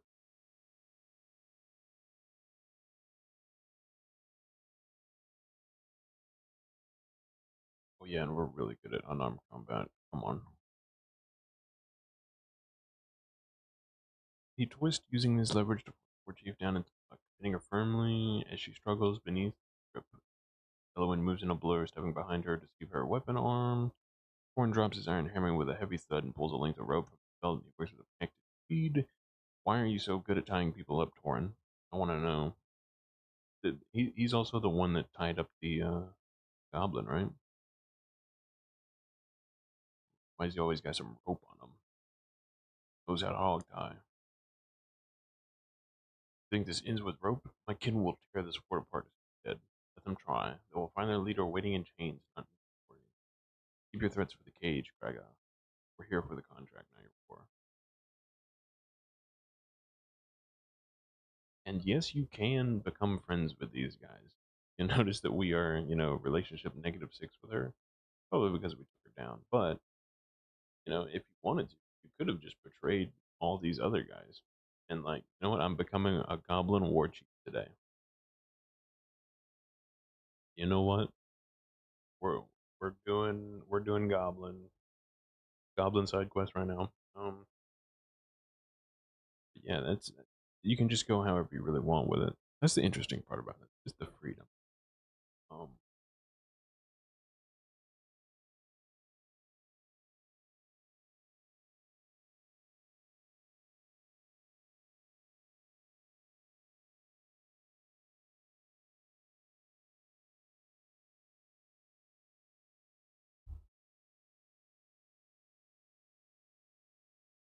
I think maybe getting another member was a little overkill. By the way, does anyone feel that as well? Because like, goodness gracious, we kind of destroyed.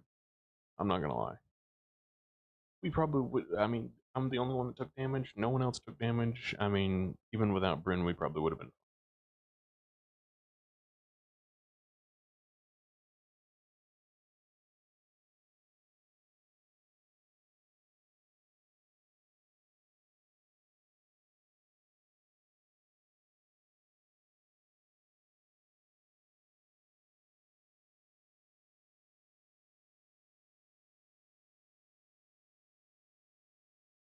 Okay, so contract is clear enough, lad. We need to clear these nests and bring back proof. Heads or trophies from the leaders, Braga and though I reckon a live war chief might fetch a tidy bonus from the syndicate if they are keen on questioning her about these trades. Kirk said proof of clearedness and any recovered goods would count towards our credit. We should sweep these huts for any stolen syndicate crates or markers before we head back. That's where the real coin is hidden. Bryn keeps her bow trained on the doorway, starting towards the shadows of the central nesting. Wait, do we have like a map? Like this in the location? What happens if you take down like an entire city? Something like what happens if a entire city is taken off the map? Like what if you're like become like a level 100 mage in here? You cast doom. You wipe like a few cities off the town. You know what I mean? And I don't know. I don't know if it just like would completely. It'll probably change like the location, but I don't know if it like actively updates. I think we'd have to work on that a little bit later on down the line.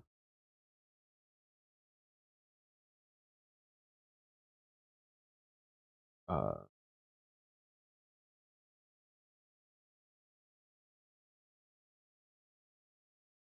okay, so search around for the stole, then head back.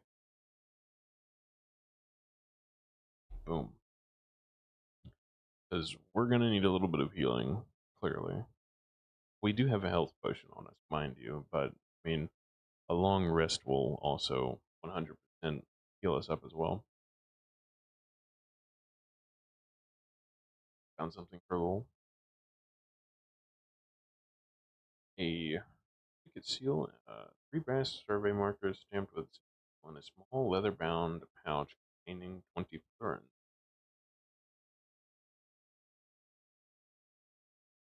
Um, Lighting up as she tosses papers aside to check for more coin. Florin stomps to the back of the hut, his boot crunching on discarded pelts. Swings his hammer, clearing away a mound of trophies to reveal a heavy iron-bound chest marked with the Snakehead's crest, locked, already smashed open by the goblin blade. Looks like they've been busy, little thief. Hmm. Her longbow leveled at the two remaining reed huts across the mound, her gaze sharp as she watches for any movement in the swing. Trevor remains pinned in the mud. That's a low guttural growl, her eyes tracking every movement the adventurers make. They strip her home of its stolen treasure. We have what we came for. Let's move before the rest of them decide to swarm. Um, Hold on.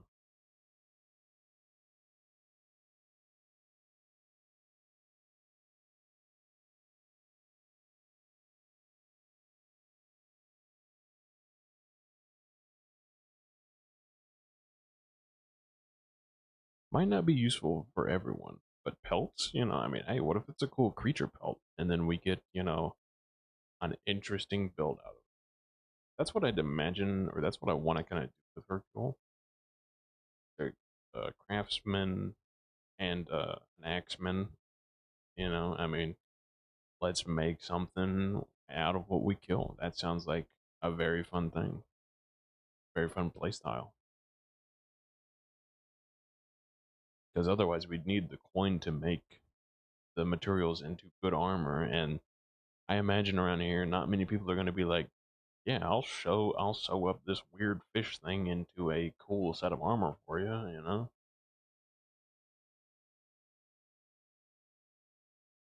Running a callous finger over the thick matted fur. He finds a few hides, a river other, and swamp rat that are surprisingly supple, free of rot or parasite, worth a few florins to a tanner back in the city. Rolls them into a tight bundle and secures them to his back.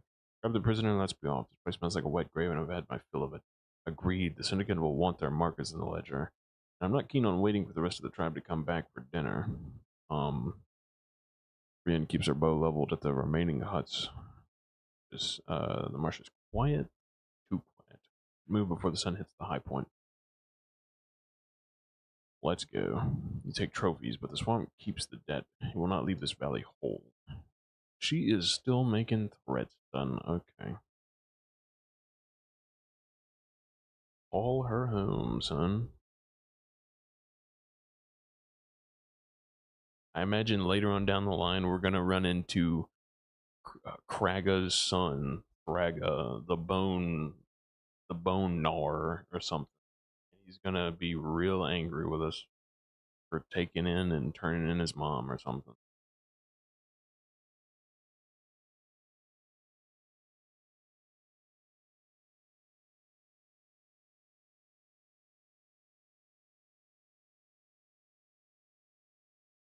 Sorry, I'm snacking right now. I'm not gonna lie, I'm a little hungry. I eat for the stream. As the sun climbs high, the distant towers of Arden's Watch. I mean, I'm surprised we make it out again. I mean, here's the thing. I've had scenarios where we go out, we get something done, and then immediately as soon as we're leaving, um, like something will start watching us. Something will be there and be like, okay, we're sending units your way right now. And one time I had to like fly out of there because one of my character had wings and whatnot. So was like, let's take flight. Let's not let them kind of pincer us off at the road back home. But then again, I think that's one of the reasons that we have like a full party here. It's safer to travel in fours. Back then, it was just like one character. One character alone. They were not happy.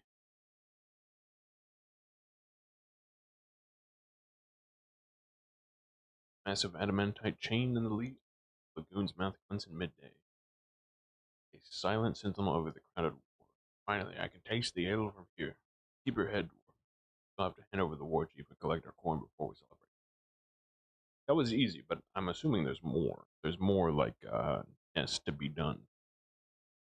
The syndicate won't be happy if we show up with a corpse, but she's still breathing. That's enough for me. Lul guides the group towards the Tower of Ventures, boots chattering on the worn cobblestones of the ending.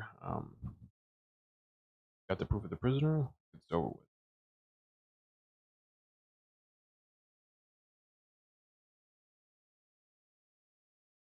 Um,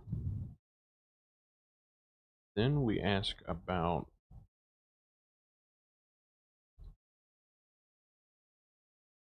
a bronze. Did I say bagel? A bronze badge. Okay, there we go. See if we can apply for the bronze badge. Get 2 quests in one, right? Because we did our first mission. This is the second. Then should be it, right? I mean, that's all we need. 2 copper quests. You've done well. The Factor will be pleased to have these back. The removal of this war chief should secure the bank. Lul stands before the desk, his hands resting on his belt as he waits for the clerk to finish his tally.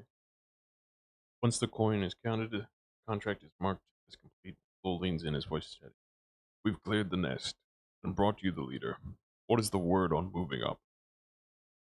How do we go about earning a bronze badge? The clerk pauses, looking up from his ledger with a thin, knowing smile. He gestures towards a nearby wall where the brass plaque lists the requirements for advancement. We're currently copper rank with 0 of 2 recognized. Whoa, wait. Wait, 0 of 2? I think it meant to say 2 of 2. Okay, I mean, with 0 of 2 recognized contract credits wrong. We've completed this task, which counts as 1. Wait, what? Wait. Okay, hold on. You are currently copper rank with 0 of 2 recognized contract credits towards bronze. You have completed the task, which counts as 1. Need 1 more, and then, okay, let's ask the DM.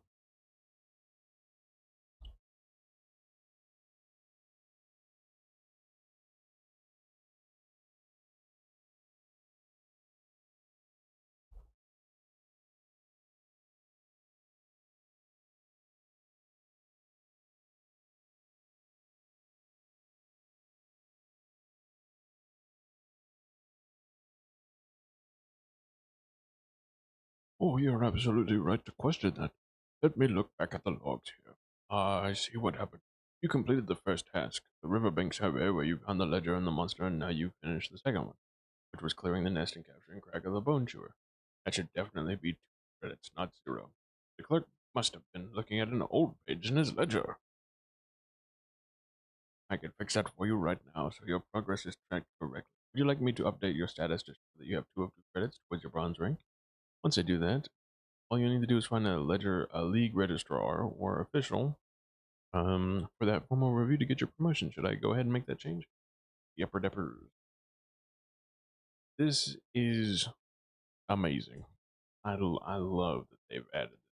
And, if you get something wrong, or, sometimes you'll get something wrong, and he'll be like, that isn't how it's going, I mean, um, the story is fine as it is. I really like that there is a way to fix kind of mistakes like that are gonna show up, especially whenever you have an AI story going on, right? Like, I mean, it's gonna happen. Some information is gonna be missing or spotted, but you know, I mean, hey, fix it up, continue on your story, and have fun. Okay. Let's see. You've cleared nest and brought you the leader. What's the word on moving up? How do we get about? I don't know. Currently cover rank, and with this task finished, you have earned your second recognized contract credit. That makes 2 of 2. You see how it automatically changed this already? You have the experience required. Now you must simply request a formal review from a league registrar or a chapter house offer to realize your promotion to bronze. Quinn lets out a boisterous laugh, clapping his heavy hand on her little shoulder. Looks at the clerk, his bright eyes with the prospect of success.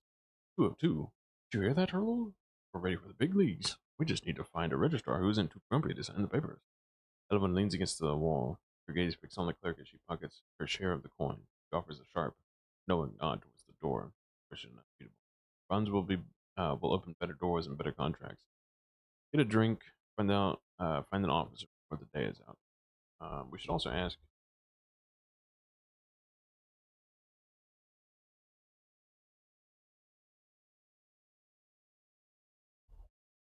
Yeah, what's the coin that we take? I mean, we got very injured here, so if we didn't get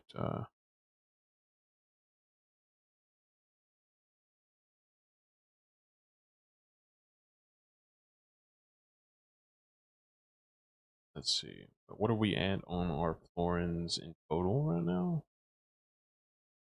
You, they're gross 60, 30, 20.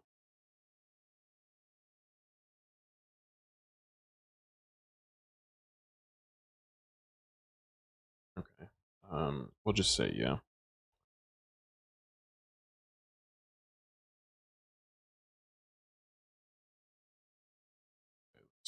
And then before we get too deep into another, storyline, gonna end that one here, boys.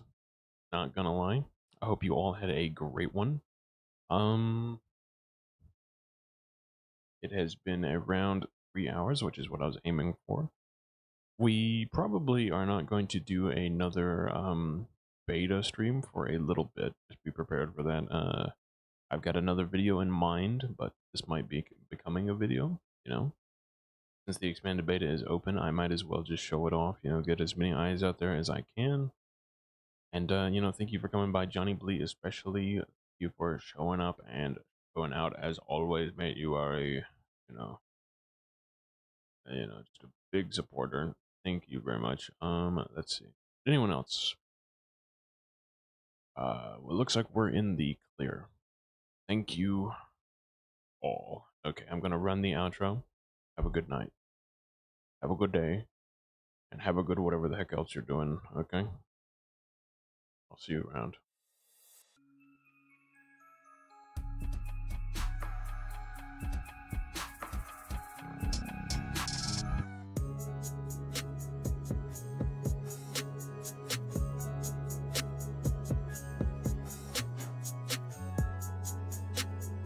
Yeah. Yeah, Chad. What we doing?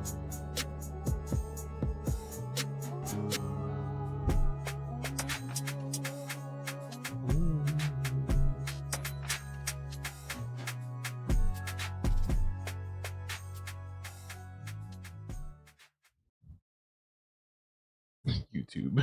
You